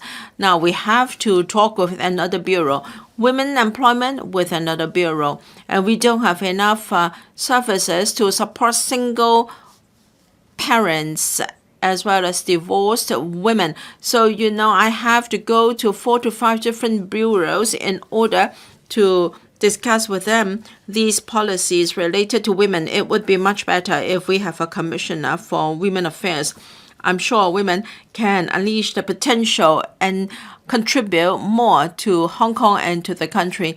I hope the government can heed our call to create the post of Commissioner for Women Affairs. Mr. Luk Chung Hong. Thank you, President. I speak in support of Ms. Maggie Chan's original motion and the amendments from Mr. Kingsley Wong and Ms. Judy Chen. In Hong Kong, we support gender equality and also full development of women. This is already a consensus in society. However, there is something men cannot do on behalf of women, and that is to bear babies. I would like to wish every mother happy Mother's Day ahead, given that this Sunday we have the Mother's Day. I'd like to mention family education in particular. This is to respond to what Ms. Maggie Chan in her opening speech, how we can promote family education. Women in Hong Kong face a dilemma. Many of them are very successful at work, and Miss Alice Mag is an example. The challenge is how to juggle work and family life. Very often, women are forced to choose between the two because it's quite difficult to cope with both comfortably. So we should try to help women who want to raise a family, and what the government can do in terms of family education. The mother's role is most important in family education. The mom had to take care of newborn babies, and when as their kids grow up at puberty, at adolescent, they may display various behavioral problems, and some women would rather not bear any child given the challenges associated. President Xi has stressed the importance of family education. He said that the family is the first school of a child, parents are the first teachers, and the kind of family education will produce the kind of adults we want, and we should educate our children on how to be decent human beings. And that is, if we only love our children without teaching them properly, then we are doing more harm than good. President Xi cannot stress enough the importance of family education. The country passed a promotion of family education law in 2021. Family education refers to education provided by parents or guardian to ensure all-rounded development of children, to prepare them for adulthood. Now, very often in Hong Kong, family education is something within the family. It's not really sufficient that we have only 2 secretaries of a bureau here. We do not have a comprehensive idea about education, family education. Very often, social welfare department will only intervene when there is a problem. Now, I've heard from experts that the antisocial radical behavior we saw in the 2019 Black Club violence had to do with lack of family education. If we can provide proper family education, then women can juggle both job and family. And this will address the problem of women not willing to bear children. So in the mainland, they have a comprehensive system with different organizations involved: Youth Federation, Women Federation, the court, and the school are all involved. Perhaps this is good reference for us. Thank you. Mr. Leung, President, it is not easy to be a modern woman. On one hand, we are shackled by our traditional values. We want to be a good mother and a good wife. On the other hand, we want to join society and embrace the modern values and pursue our aspirations. So I support today's motion. The government should formulate policies for supporting women to achieve a comprehensive development in family, society, and personal life. Now, taking this opportunity, I would like to mention this piece of legislation introduced by the country 30 years ago. That is the law to protect women's rights. Now, it provides a comprehensive package of legislative protection for the development of women in different areas, and it has also made gender equality a national policy. Now, I would like to read out the first clause under the law. The purpose of the law is to promote gender equality, comprehensive women development, and also give full play to women's contribution to building China into a great modern socialist country, to embrace the socialist values, and this is part of the country's legal system. Now, I would like to make reference to this piece of legislation to show the government what we can learn from it. It was last amended in December 2022, and there were 4 major directions. First, in terms of formulating a system for women development and ensuring that women have equal status in terms of economy, society, family, and so on, and women's participation in a wide aspect of life in society is ensured, and they should be allowed to share the fruits of economic development. And second, according to the modern working women's characteristic, we are offering more protection to women's rights, including political rights, rights of personal characters and personal life, culture and education, property, marriage, and family rights.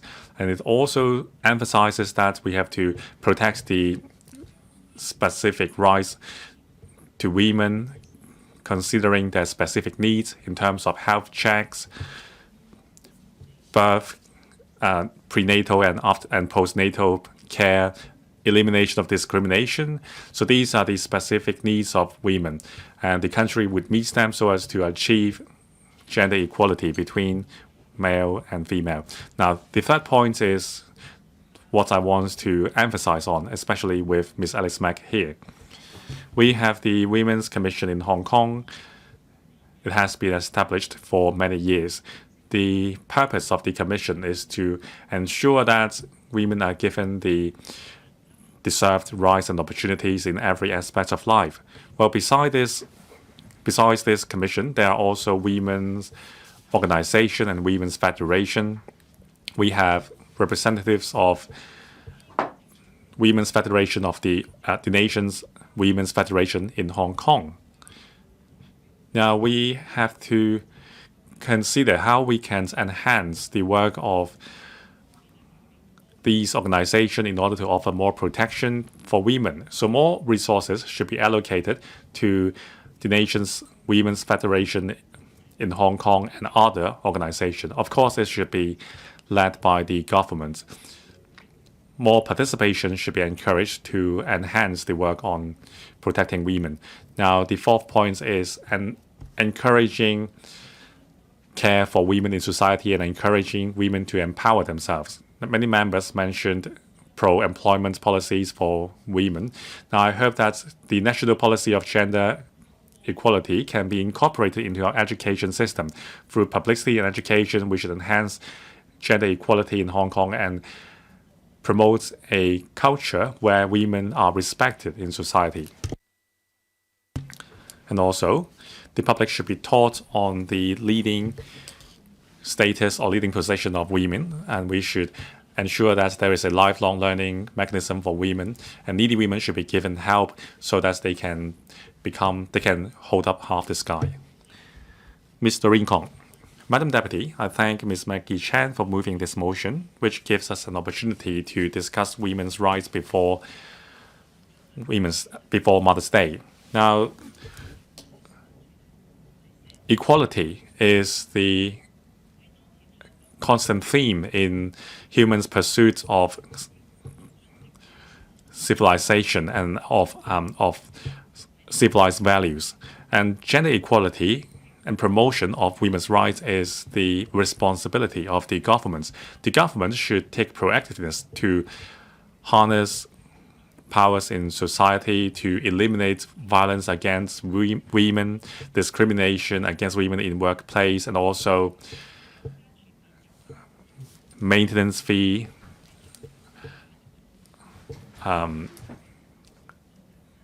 delay for women. Now, according to the CNSD, there is a declining unemployment. There is an increasing unemployment rate for women. Now, it has doubled from year 2019, a threefold increase. Now, under the epidemic, we have a significant reduction in grassroots jobs. As a result, many women were out of job. Now, I think we should tackle it from three fronts. First, we have to establish institutional mechanism to protect women's rights. Our policy formulation structure is not coordinated in terms of women's rights protection. We have to have an explicit mechanism for promoting women's rights. In year 2015, the policy address mentioned the goal for the government to appoint more women to advisory bodies. It should be no less than 30%. This was only achieved in June 2021, and it took a really long time. Now, if advisory councils are where women can have a taste for public affairs, we have to ensure that there is another KPI for women's participation in the government. Now, in terms of economy, we have to offer economic security to women. Under the epidemic, grassroots women in Hong Kong carried out more unpaid caring tasks in family, and it took away the opportunities to do remunerated jobs. Many single mothers are sent into a spiral.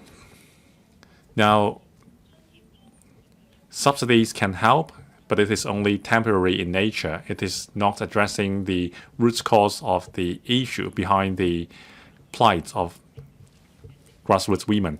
Now, I suggest conducting or hosting training courses for grassroots women on the community level, and in terms of education, we should attach more importance and help to grassroots women. Now, thirdly, we should take women's rights more seriously. It means rights to develop a character, to thrive, and to pursue women's aspirations. Now, women are shackled by gender norms and also traditional family values. Many women have to take up the major share of family burdens. Now, it gives more stress to women, and it highlights the insufficient support given to women in community, as well as insufficiencies in terms of elderly care policy and child care policy. Madam Deputy, a lot of grassroots women remain in poverty. We have to achieve equality in society, and protection of women's rights is a major step. Now, I thank Mr. Tang Fei, who mentioned the stigmatization for some women. I hope that these labels would be removed. I hope no one would describe women as with these labels anymore. Mr. Chen Kin-po, thank you. Now we have an aging population, and with an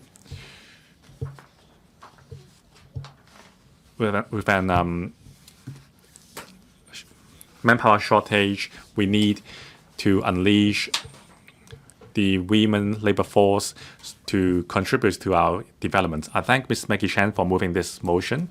Now, prime age women in Hong Kong, the participation rate is only 72.7% in labor force, compared with the 93.4% of male. There is a difference of some 27%. The low female labor participation rate is due to the traditional division of labor in family tasks. Childcare duties mostly fall on the shoulder of women. Now, the major hurdle towards female labor participation is the shortage of childcare services, and very few employers are willing to implement flexible, family-friendly working arrangement. As a result, many females have to give up working. Now, females are kind and considerate. They are of equal importance in terms of contribution to society. It is a shame that they are taken away from the formula because of family burden. Now, in the Asian region, we can learn from Singapore. The Singaporean government has been actively expanding childcare services, and rich subsidies are offered to encourage women to come out to work. And also, longer parental leaves are offered to parents. 10 years ago, a subsidy of $10,000 was offered to parents, and also a series of family support measures were offered, so that the female labor participation rate is as high as some 84%. Now, we really have a lot to catch up. In terms of offering child care support for working parents, it is very important. The government must actively enhance childcare services, including increasing the number of service quotas and extending the operating hours of childcare centers. And also, parental leaves should be offered to parents so that parents can take part in school activities and better care for their children. And also, flexible working arrangements and also work from home arrangement should be offered for females. Now, under the epidemic, there is the hybrid work model. Now, compared with the traditional work model, employees are happier and the efficiency is improved. This can address parts of the problem and greatly alleviates the pressure on women who need to work and take care of their families. Now, family-friendly measures can enhance employees' loyalty and reduce attrition. This will also benefit the employers. This proposal should be supported widely by enterprises. Now, to allow comprehensive development of women in Hong Kong, we need the participation and support from the public, the government, and the business sector. We need to learn from different places' policies to set long-term targets and strategy for promoting sustained development of women in Hong Kong. The government should take the lead to spread out the word on the benefits of family-friendly measures. We should allow every woman to fully utilize their potential and serve and contribute to society. Thank you. Dr. Junius Ho. Madam Deputy, gender equality is a long-standing issue. I need to make my position clear.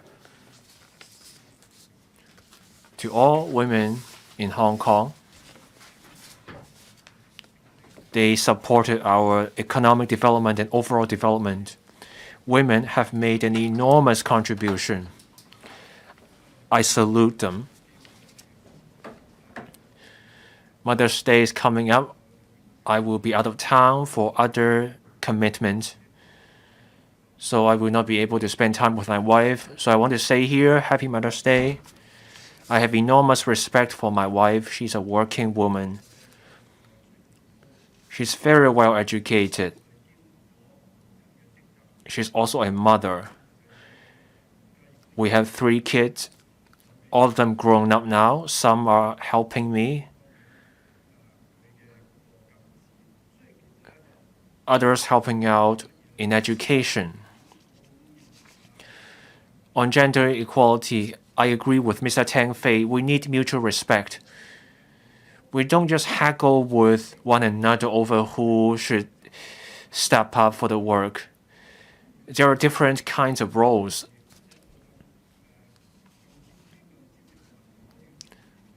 Now, I don't think it's such a point of sharp contention. In a way, you could argue men are the vulnerable group. Women hold up half the sky. They hold up the entire sky. Men are also subject to many shackles. There are all kinds of pain that men have to endure stoically, but men have to put up a brave face only to return home exhausted, shattered. In that case, that's an argument for a commissioner for men. Look at the stress, the exhaustion for men, and the kind of confusion that men are in. 1 in 4 people in Hong Kong has some kind of mental issues. Between people, the most important thing is tolerance. Saying this is easy enough. You can pledge support for someone, but then how do you act on it? Are we preaching not what we are doing? Let's look at the legal profession. 70% new lawyers are women, only 30% are men. There's a song, Where the Boys Are. Where are all the men in the legal profession? You don't see men. Men stay at home like the otaku, as they call it in Japanese. There's an imbalance. women's rights are well respected. When I dine out with my wife, I pay for the bill. Men do what's expected of gentlemen. We don't go to women for part of the bill. At work, women are doing better than men. Back at home, how do we make sure we do well? 38 to 43% divorce rate. Birth rate, let's leave that aside. As long as someone donates a sperm, women can handle it themselves, but men cannot give birth without women. So now we need education on how to teach people to respect one another. This is a principle that stands the test of time. On Ms. Maggie Chan's motion, I respect this motion. But I take exception to a point where there's a flaw to the strategy. We come within the top 5 on many things around the world. On female empowerment, I believe we are the world's #1. I so submit, President. Mr. Gary Zhang. Thank you, President. I speak in support of Ms. Maggie Chan's motion on promoting the development of women in Hong Kong and other members' amendments. Women's comprehensive development can be seen in various aspects of the society. Every tiny thing has wide-ranging implications. You need policy support. Look at domestic violence and sex violence that's directed against women. At the root of the problem, you need to start addressing the education issue. On family violence and sex violence, there are myths that need to be busted. We need a culture that respects women. We also need changes in the legal system on how violence is defined and what to do with them in the judicial proceedings. This is how we can protect the victims. On certain cases, you have police, social workers, as others, they intervene. We need guidance for these professionals in terms of boosting their sensitivity, and we need to better the coordination between departments. We need the drugs, social worker support, legal aid, judicial and other support. Make it easier for victims to get help and avoid reopening old wounds. I support Ms. Maggie Chan's idea that the government needs to step up the coordination on interdisciplinary matters. In implementing and formulating policies, we need to take a result-oriented approach. As Ms. Judy Chan was saying, for women-related policies, we need quantifiable performance indicators. Mr. Kingsley Wong focused on getting women to work. I totally agree and I support him. From 1997 to 2018, leaving aside the foreign domestic helpers, the growth in female labor force was 45%. It was only 3% for men. Women made significant contributions to our economy. As other members have mentioned, the latest figures show that in Q4 2022, women's labor participation rate was only 48%.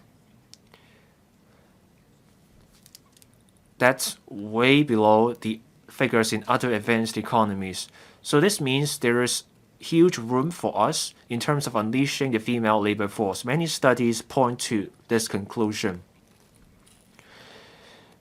Marriage and family have an implication on women's participation. The latest information shows that after women get married, their participation rate dropped from 91% to 72.8%. LegCo compiled a study in 2019. After having kids, women's labor participation rate plunged further. For low-income families, the problems is worse.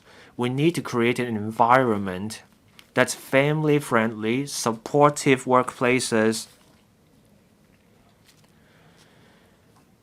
We don't want to make women choose either family or work. I urge the government promote a carer-based policy. For carers, there should be alternatives. We should provide more childcare services, places funded by the government. We need more full-day classes at school so that mothers can go back to work. I also call on the government to promote family-friendly practices at the workplace. Now, these practices are voluntary. Studies show most employers are lackadaisical towards these practices. So we need more proactive policies. Maybe we can legislate on these matters to create a family-friendly workplace. We need parental leave, breaks for lactation, breastfeeding, flexi hours for work, based on the Census and Statistics Thematic Household Survey. Number 56, for women who wish to rejoin the workforce, flexi hours is found to be the most useful measure. Get more working mothers the right to request flexi hours. That will help boost women's labor participation rate. I so submit. Thank you. Dr. Chow Man Kong. Thank you, Madam Deputy. I wish all mothers, women, a happy Mother's Day. Now, our country attaches importance to women's well-being. For us here, we can pick up the pace. I speak in support of Ms. Maggie Chan's motion and the amendments. We have more women than men in Hong Kong. Over the past 10 years, women have had way more options in studies.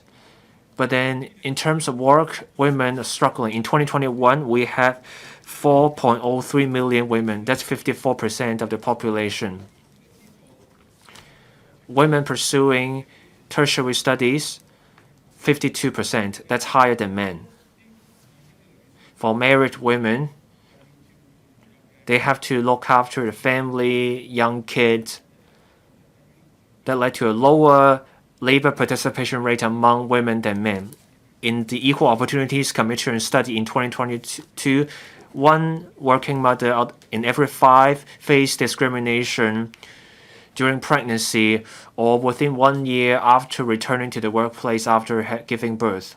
This shows we have yet to reach gender equality. The government needs to follow up. Today, Ms. Maggie Chan has moved a timely motion. Now, there's this point on giving resources to ensure high-quality development for women. I want to speak on this. This is an area we need to do better to create stronger impetus for growth to achieve harmony, and I will now elaborate on this point. On family and society, we need more resources for child care to get more women to work. The key point here is to make good use of women's associations, mobilize them, create platforms so that women's organizations can take part in community level or district level administration. We don't have enough after-school child care places. This means for many mothers, especially those looking after kids with special educational needs, these mothers have to leave their job to look after the kids. This leaves them in intergenerational poverty. So I argue for more child care services, especially child care centers for young kids. After school classes finish, we need more child care places. You can actually get these mothers involved. Now, under the Home and Youth Affairs Bureau, there is the Women's Affairs portfolio. They should work with the care teams at district level. Now, the government has just announced a district governance plan. The government can choose some teams as appropriate and then tap into the Women Empowerment Fund and provide more resources for women's groups so that they can play a role. For working mothers,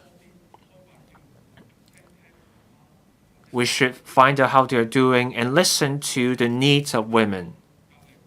Relieve their stress. These are things the government should explore. At the workplace, there is no place for any kind of sexual discrimination. Look at Australia in 2012. They had this Workplace Gender Equality Act. For firms hiring more than 100 employees, they have to have practices for promoting gender equality. They have to disclose the gender pay gap, the sex ratio, gender ratio at the workplace, and measures to promote gender equality. Any breach on the part of the employer means liability. I believe our government can learn from this practice. We should set up a task force to monitor gender equality at the workplace so that everyone gets a safe and inclusive workplace that will make women comfortable about coming out to work, and that can create strong impetus for growth. Ms. Nixie Lam.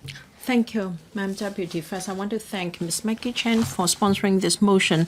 Hong Kong is a world metropolis. As our economy develops, there are more opportunity for education and work, and women's contribution to our economy is ever increasing.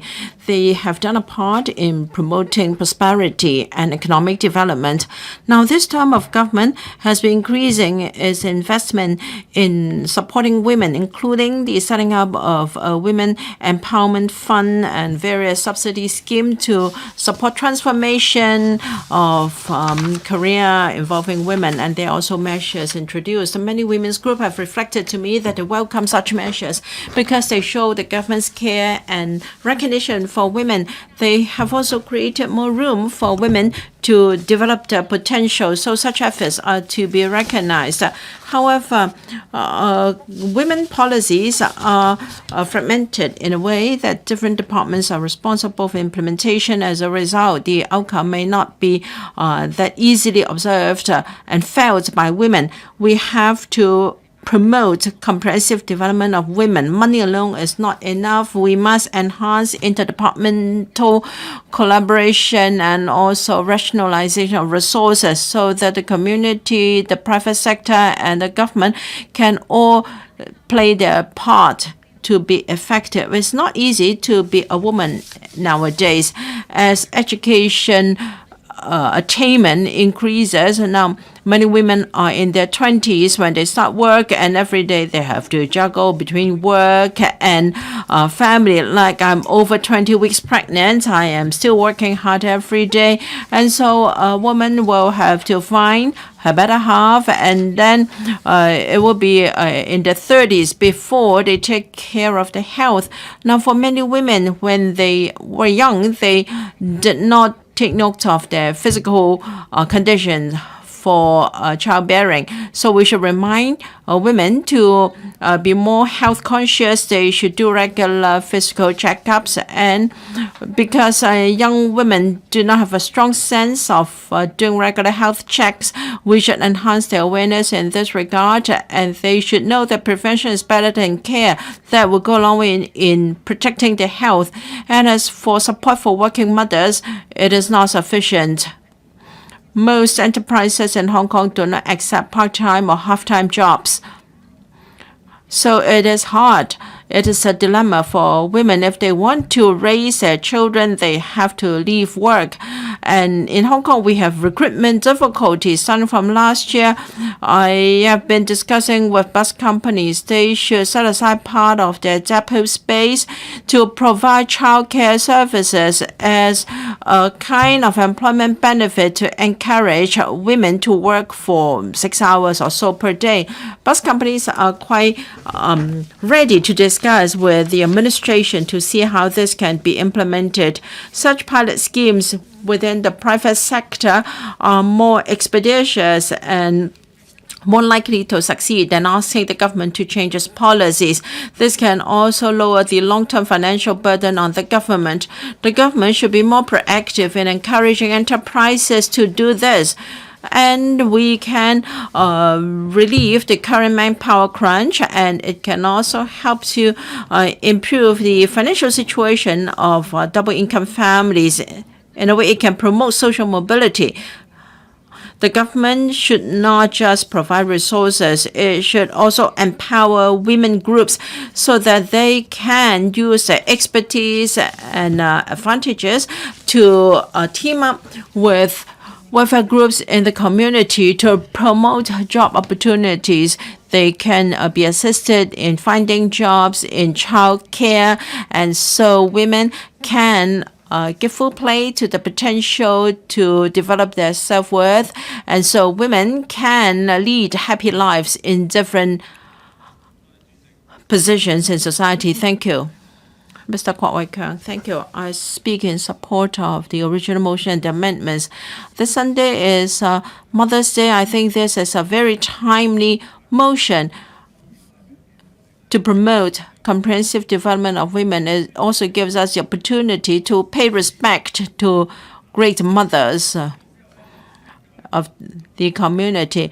Now, we all say that people cherish Mother's Day more than Father's Day, but we are happy to face up to that fact because women, for instance, have to bear 10 great labor pain, and men do not have that privilege. Now, in fact, when it comes to education, we have equal opportunities in Hong Kong. I'm the deputy chairman of Women Affairs Committee of FTU. I have the following comments. When we talked about comprehensive development, we always talked about squeezing, like squeezing a hand towel, that is to getting more from labor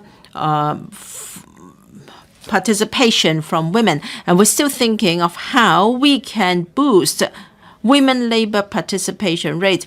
But is it because that we want to achieve this end that we provide more childcare services? This is not the right attitude. You can ask our female colleagues or female friends, is it harder to work or to take care of a family? I think 9.5 out of 10 will tell you that looking after a family is more challenging than going to work. Since it's a round-the-clock job in looking after a family, actually, it is not just for a woman to look after her family. It should be the whole community's business, because if we can look after a family well, then elderly issues, youth issues can go away as well. That being the case, we should provide more childcare services even for homemakers so that they have some respite. But ironically, we don't have enough childcare places, and also unpaid job as housewives or homemakers. They have no remuneration. They enjoy no retirement benefits. The government should, as soon as possible, consider providing retirement protection for full-time housewives, including making contributions to an MPF account for them, so that they get some retirement protection for their pro bono jobs. Now, in 2020, the cancer rate among women, there was 773 more cancer cases among women, and the top 10 cancers are breast cancer, colorectal cancer, cervical cancer, and also thyroid cancer. For the age group between 22 and 25, women are 5 times more likely to develop cancer than their male counterpart. And so the Home Affairs Committee of FTU wants the government to launch a scheme for women as soon as possible. No matter how busy they are, they should have regular health checkups to safeguard their health, because that will be very useful in their job as homemakers. Now, if the health is well protected, we have to note that women are getting married later in life, and by the time they can rejoin the workforce after their children have grown up, they are near menopause. If we can have a healthcare voucher scheme for them, then it will also facilitate their rejoining the workforce. So I hope the administration can study the feasibility of providing women health care voucher scheme as soon as possible. Mr. Xiu Ka-fei. Thank you, Chair. This is a proposal by Ms. Maggie Chen. I understand that Ms. Chen's heart is very close to women affairs since she has become a legislator. Women, of course, is an important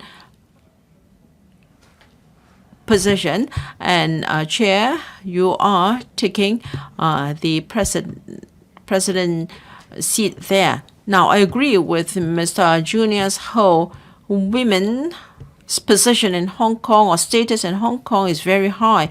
I have known many women who are elite. In particular, after education, they can be more outstanding than their male counterparts. Whether we are talking about people in the private sector and directors in the government, if we just consider the educational qualifications and performance of new recruits, then 8 out of 10 new recruits will be women, and only 2 will be men. That is the feedback I've got from most administrators. And as for men, most of them are late bloomers, and usually they are not as smart as girls in school and at work, and they are not as presentable as women. Now, at this moment, if we do not have a particular indicator requiring half of the senior positions must be men, I believe most of the positions would have been taken up by women. Now, for men, although they are late bloomers, sooner or later they will mature and develop. We will work hard to catch up. And for women, they have this problem. Many of them are mothers. Whenever they want to raise a family, problems arise in the employment scene. When companies want to promote women to a senior position, they will have this hesitation, because as soon as a woman wants to raise a child, her focus will be shifted to her family. This is very different from men. Of course, fathers care for their children, but not in the way mothers do for their children. So, by the middle of her career stage, women will shift their attention to their family. And I understand that this is one of the considerations when it comes to promotion matters. We really have to pay respect to women. They have to work as well as take care of their family. We're not worried that our women are not outstanding enough, because they already are. The question is, we need to provide more supporting services such as childcare, because whether a woman takes up employment or not, it would be good if there is a proper place for childcare, so she can rest assured. She may want to do hairdressing. She may want to meet friends. She will feel more assured if there is a good place for her child.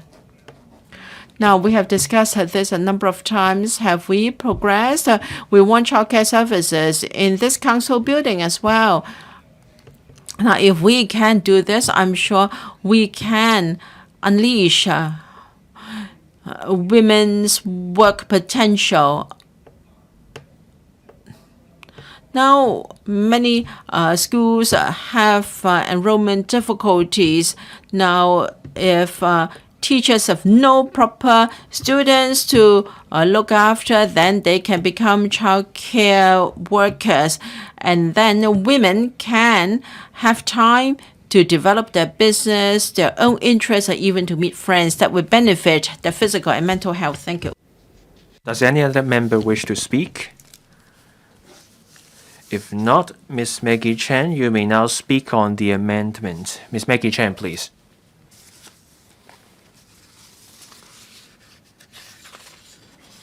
Thank you, Madam Chair. I thank Mr. Kingsley Wong and Ms. Judy Chen for their amendments. The helpful comments from the members helped enrich my motion. Mr. Kingsley Wong focuses on women's employment. He focused on boosting women's employment, more employment support, more child care services, and more family-friendly employment practices. I agree and I support those ideas. As I said in my opening remarks, we need a mechanism to implement the measures. We need a commissioner for women's affairs.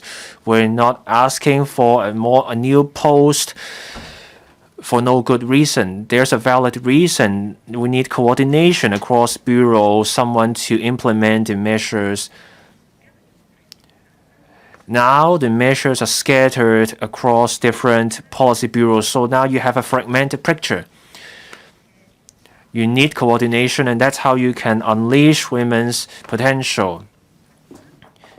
Comprehensive development for women, whether we're looking at family or at work. Now, unleashing women's labor force is just one part of the picture.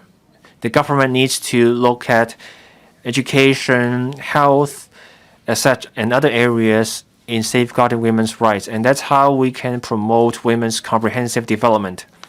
Ms. Judy Chen also has an amendment.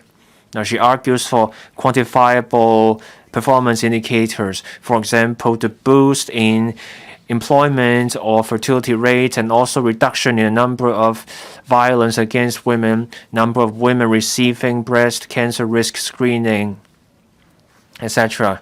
I support her idea. I support both members' amendments. Ms. Judy Chen argues for quantifiable performance indicators, ways for us to measure the success of the measures. We can measure how things are going in terms of promoting women's development, and then we can also identify the difficulties women are confronted with, and then we can get the data that will help inform the government's decisions in coordinating across bureaus and leading interdepartmental work. For our proposal of a commissioner for women's affairs, the data will become a basis for decisions. Madam Deputy, the 20th Party Congress report sets out gender equality as a national policy. I'm sorry, Ms. Maggie Chen, this is a time for you to speak on amendments only. I thank the members for the amendments, and I hope members can support my motion along with the amendments I so submit. Madam Deputy. Under Secretary for Labour and Welfare.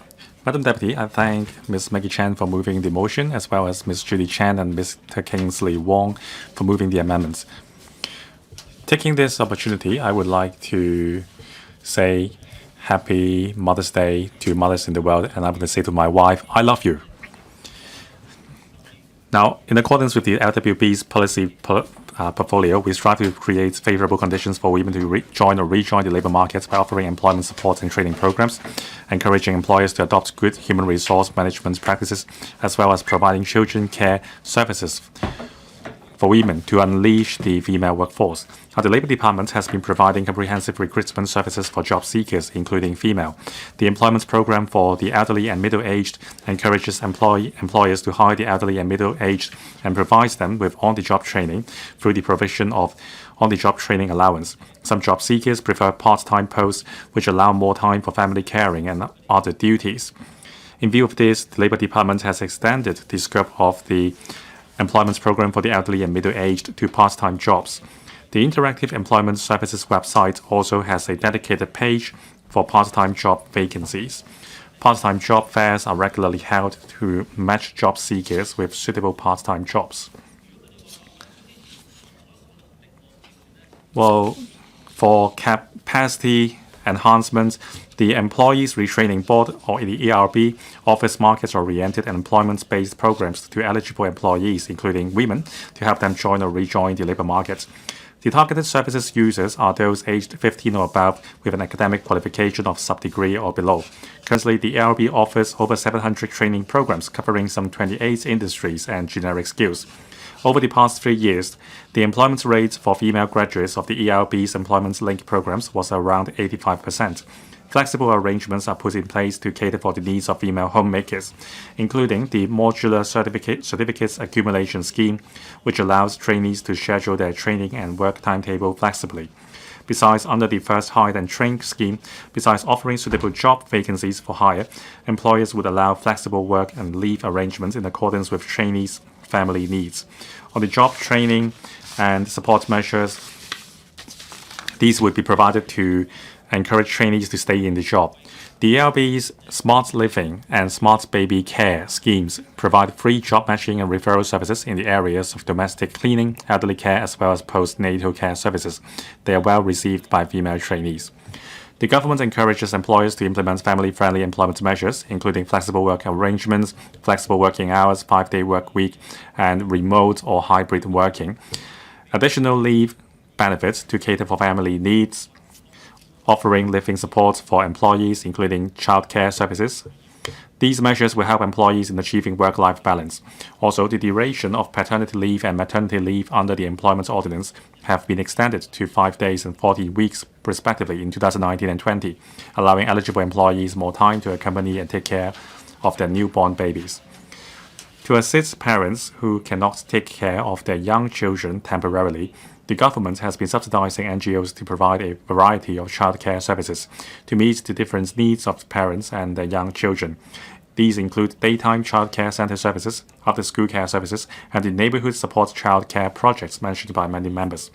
In recent years, a series of measures were also launched to enhance services. Now, the Yuen Long Women Association and the Kowloon Federation of Women Association also have similar services. On daytime childcare center, the government has continuously enhanced the manpower ratio of eligible childcare workers so that there can be better care. The government has also strived to increase the number of service quota, which they will be further increased by some 610 in the coming 2 to 3 years. And also, subsidies for childcare centers and parents have been raised. Since 2020 and 21, the subsidy ratio of aided standalone childcare centers was raised from 20% to 40%.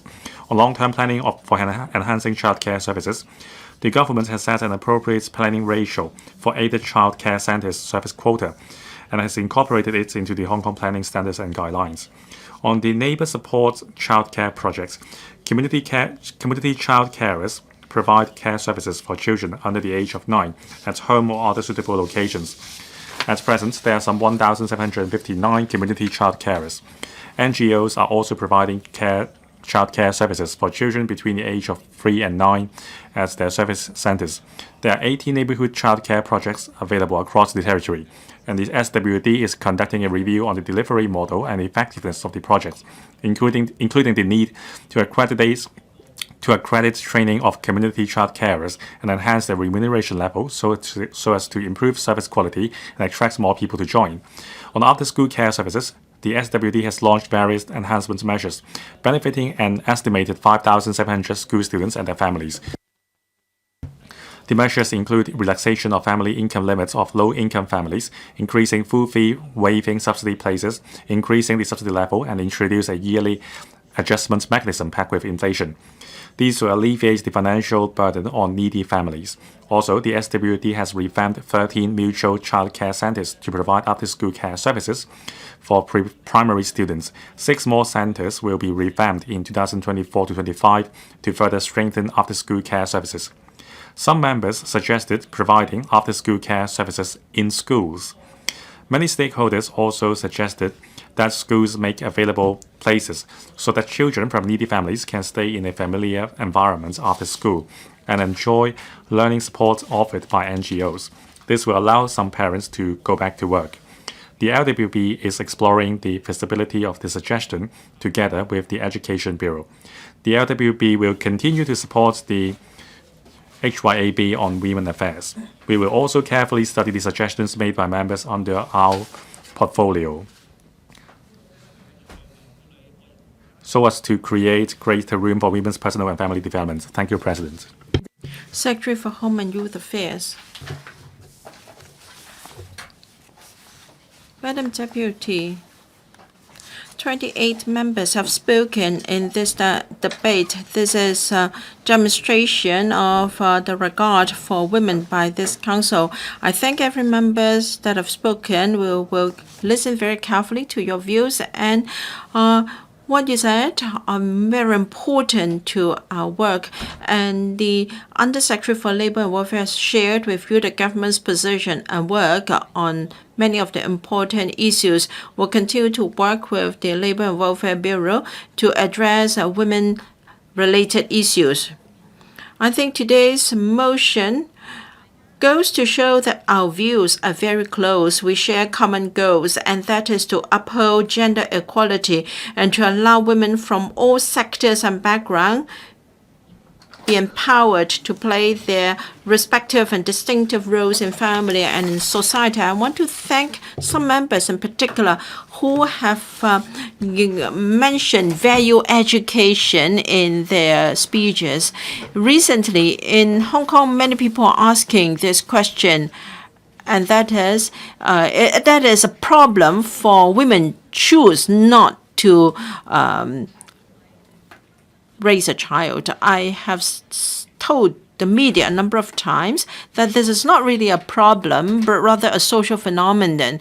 And the cause of this phenomenon can be attributed to a number of factors. If we define it as a woman's problem because she has chosen not to give birth, then we are treating our women as an instrument, and that will impose invisible shackles on our women. As Ms. Dari Lee said, why is it that it must be the mother who take a child to see a doctor? The daddy or other family members can do it just as well. And there are some views that the mother must be the home carer, but as a result, women may think twice before they bear a child to see whether they can live up to such expectations imposed on them by society. I think these are invisible shackles, and we must work with concerted efforts to ensure that society is open and we can all cherish and value the different skills and contribution by women. As I said in my opening remarks, we attach a lot of importance to women employment. As early as in 1999, we already introduced a CDAW into Hong Kong. And we have got legislative safeguards to ensure rights of women. In June 2020, we also enacted the discrimination legislation miscellaneous amendments ordinance that has outlawed discrimination of breastfeeding mothers and also all sorts of harassment by workers in a common workplace. Back then, when I was still a legislator, I chaired the Bills Committee to scrutinize the bill. So you see, in terms of eliminating all forms of discrimination against women, we have been working very hard. Many members who have spoken have asked for more resources to promote high-quality development of our ladies at home, at work, and in society. This we have heard loud and clear. As the CE said in the PA 2022, that this government attaches importance to the contribution of women. That's why we have set up the Women Empower Fund to sponsor community projects to help women in juggling job and family life and unleash their potential. This February, the Financial Secretary provided another $100 million to the fund.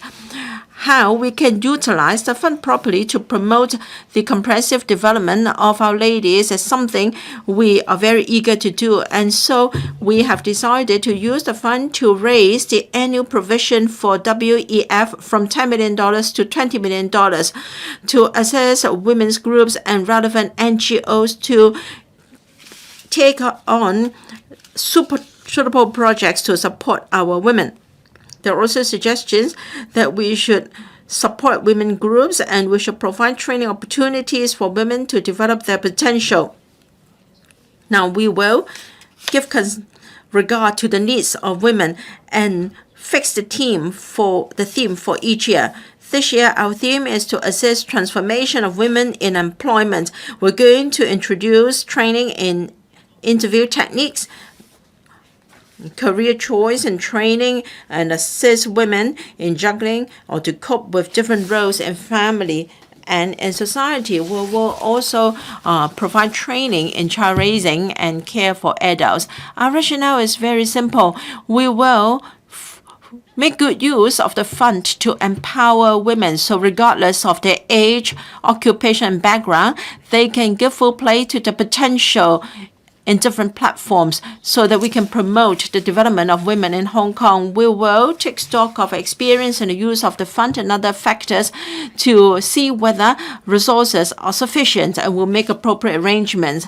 Many members have mentioned how we support grassroots ladies. Some members talked about liaison with representatives of National Women Federation of different provinces and municipalities. We have joined the National Women Federation in 2007. I fully understand the importance to women, and we should network with women of different sectors so that together we can contribute to women's welfare. So you can be sure that in the future we will enhance our liaison with national, provincial, and municipal women's federation in supporting the work of a grassroots women group. Now we have resources under the Women Empowerment Fund, and some members asked whether we can facilitate grassroots women in joining district work. We have just set up 2 care teams, and there are women representatives in the 2 teams. In our district consultation committees, we have women groups representatives playing a very important role there. The Bureau has stressed time and again that we're going to enhance liaison with representatives from national, provincial, and municipal women federation, and together with professional groups and women's groups in Hong Kong, we will ensure that we do our job well. Now, going back to the motion by Ms. Maggie Chan, the motion asks for setting up of a dedicated post of Commissioner for Women's Affairs. In fact, starting from 1996, when we applied CDOT to Hong Kong, we have been improving our support for women. Different bureaus and departments are providing assistance needed by women in their respective portfolios. We have a whole team within the bureau to take care of women affairs in a systematic manner. We are doing interdepartmental coordination in promoting the welfare and development of women. While we have yet to have a designated post of Commissioner for Women Affairs, Ms. Chen can rest assured we will review what is needed and continue to do our job well. I'm very grateful to members who have spoken on this topic. We understand that views are diverse when it comes to this subject. The Bureau, together with other relevant bureaus, will give full consideration to views from members and take care of issues closest to the heart of women so that our women can really play the role of supporting half the sky. As mentioned by many members, we have Mother's Day on Sunday. May I wish all mothers a happy Mother's Day. Most important of all, don't just remember the contribution of our mothers on Mother's Day.